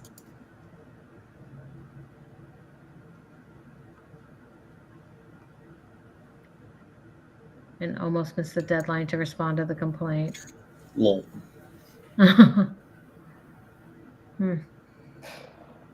So their lead counsel almost missed the deadline. So they're like, well, yeah, not lead counsel, the defendant did. They're still picking. Well, they have counsel. Right. And then they brought somebody. Yeah. So I'll keep an eye on that as that case goes along. Now that I've got it on my list of things to keep track of, the other thing that came out of this was Pump Fund and a bunch of other crypto accounts got the boot from X. I say that's a win, but apparently some people were surprised. I mean, it's kind of surprising, but it also is a win. Yes. We're now into speed run territory as we wrap things up here. I just got a couple things to hand. Oh man, I stop doing it. So apparently, Chamath got community noted on his "Should I launch a SPAC" poll, and the icing on top of that cake was after getting told, "Fuck no," he said, "I'm going to do it anyway," and then through this, what an idiot! Like, what was the point of it then? Like, Wait, from Crypto Titans yesterday, they all want in, and their vote matters a lot to me, so I will probably do it. Oh, for fuck's sake! Yeah. No crying. He said, "I will include this poll and the community note in every SEC filing possible." No, you won't. It will make an excellent disclosure about the risks. It is not short of irony. That is not how they're work. Okay, anyways, whatever. I find the timing is kind of interesting because I saw this was guaranteed posted. People buy it. Guaranteed. I bet, because every one of the people it's targeted at loves to gamble. And we know this because I got this one from Muddy Waters. Goldman ditches ban on SPACs as blank check firms stage a comeback. Mm-hmm. So crime is legal. Fraud is legal. Why not? Fraud is legal, guys. Remember that. Why not? Fraud is legal. Time's up. At least some of these people that do the fraud are getting consequences, though. We just got breaking news out of Romania that we've got more charges for the Tate brothers for election interference. In Romania? Yes. I thought they turned it over to the UK. No, they haven't yet. Like, that's been talked about, them just dropping some or all the charges and rolling it over to the UK. But now they have charges for election interference in the most recent Romanian presidential election. Because remember, they had a candidate that was favorable to them. So I assume the argument here is that they were trying to get them elected so they could get out of how did the criminal What happened charges to that over? douchebag's run for in the UK? Wasn't he trying to run for something in the UK? Yeah, he was trying to run for prime minister, but that's not how that works in the UK. You have to have enough seats that in the to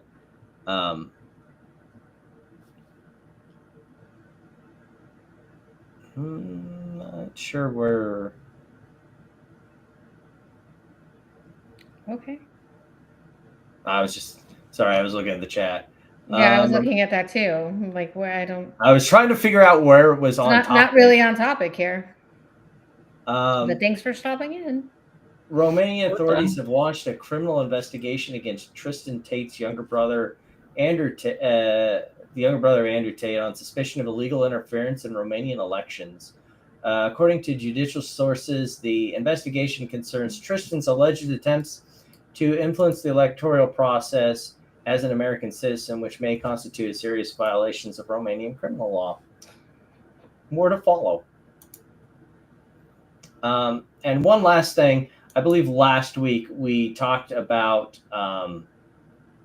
the Tate brothers hiking their knockoff Discord server that they call a university from $49 up to $99. They moved it back down. Apparently, no one was taking the bait, so they moved it back down to $49. Miss 100% of the shots you don't take. I know, right? But that pretty much wraps up our speed round there at the end. We've got some time. Let's do stupid tweet of the week. Huh? I said we're doing it. We're doing it. We're doing it. Okay. I've got a really low hanging fruit one this time around. You got one. Wait, are Amy? you going first? I do, yeah. Okay, you go first then, Amy. Okay.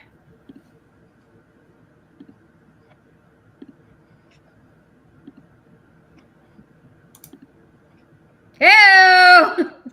Oh yeah, this one. Hey, the team up. Hey, yeah, I saw that tweet. Check my latest message in our chat with Quantum CEO. So they have like a group chat, like a pumper group chat.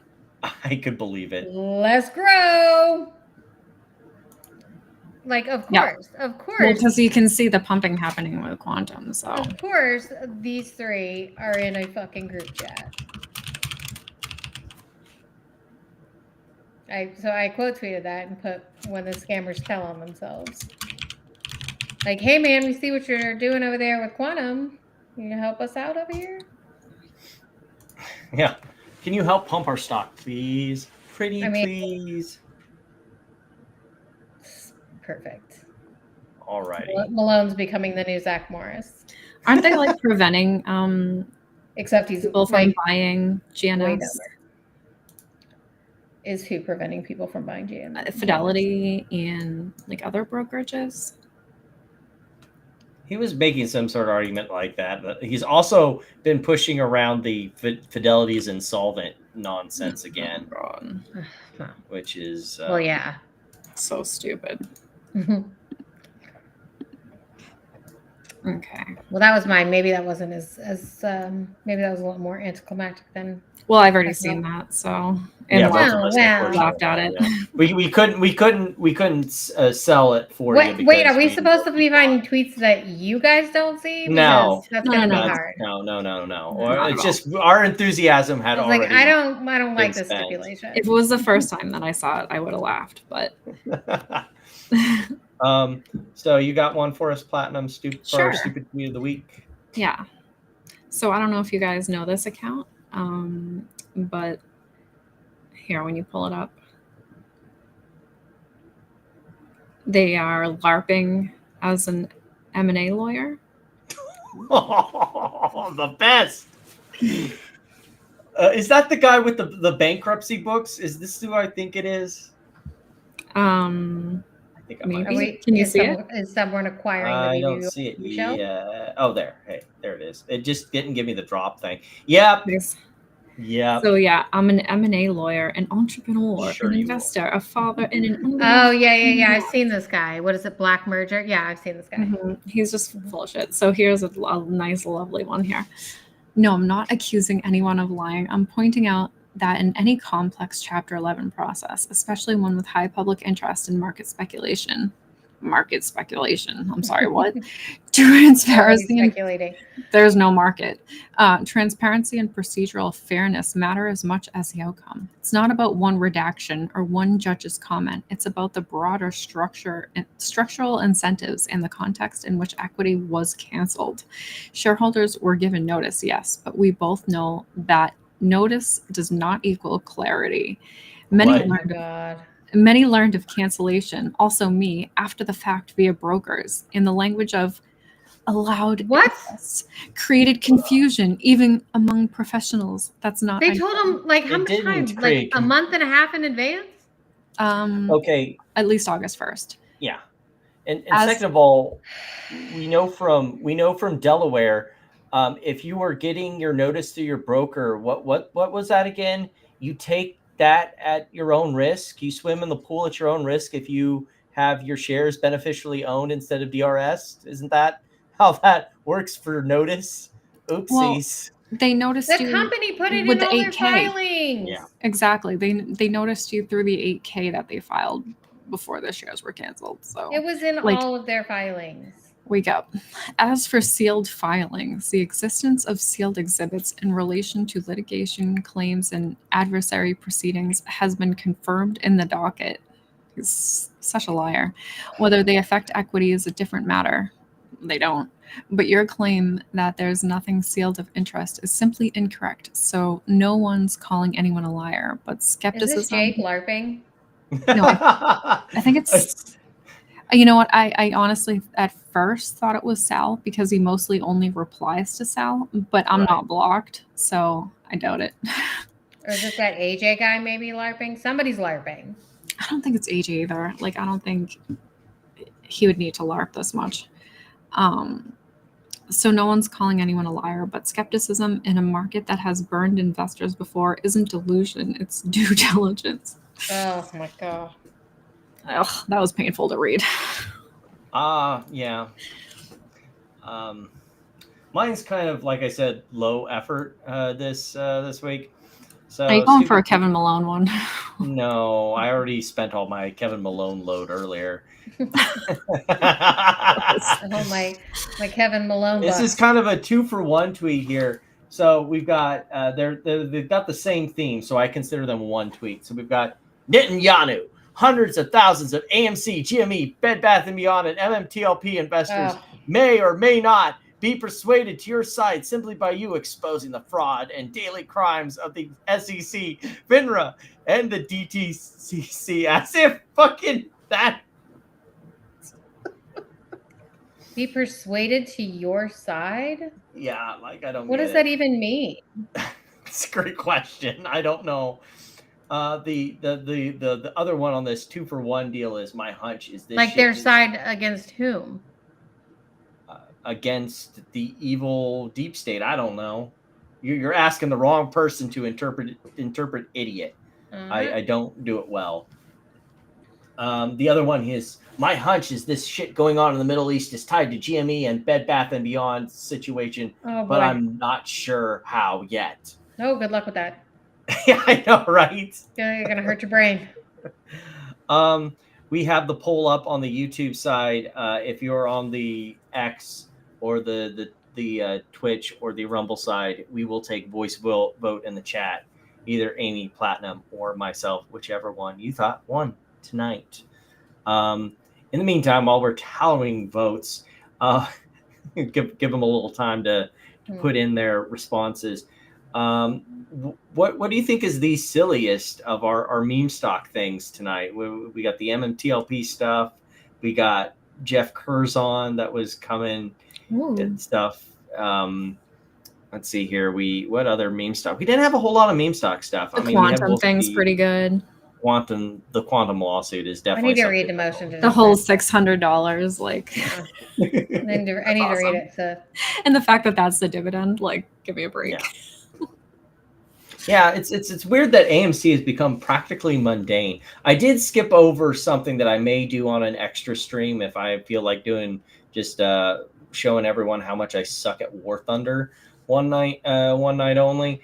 There was I guess some sort of voice like video thing that that Highcroft did about its most recent what was it called that they did? Oh yeah, on their most recent financing update about how they're going to steal more of your money to pretend that they're going to dig holes in the ground and pull out Ooh, gold. what are they doing? Gold. So let's check the YouTube side. We've got our one voice vote.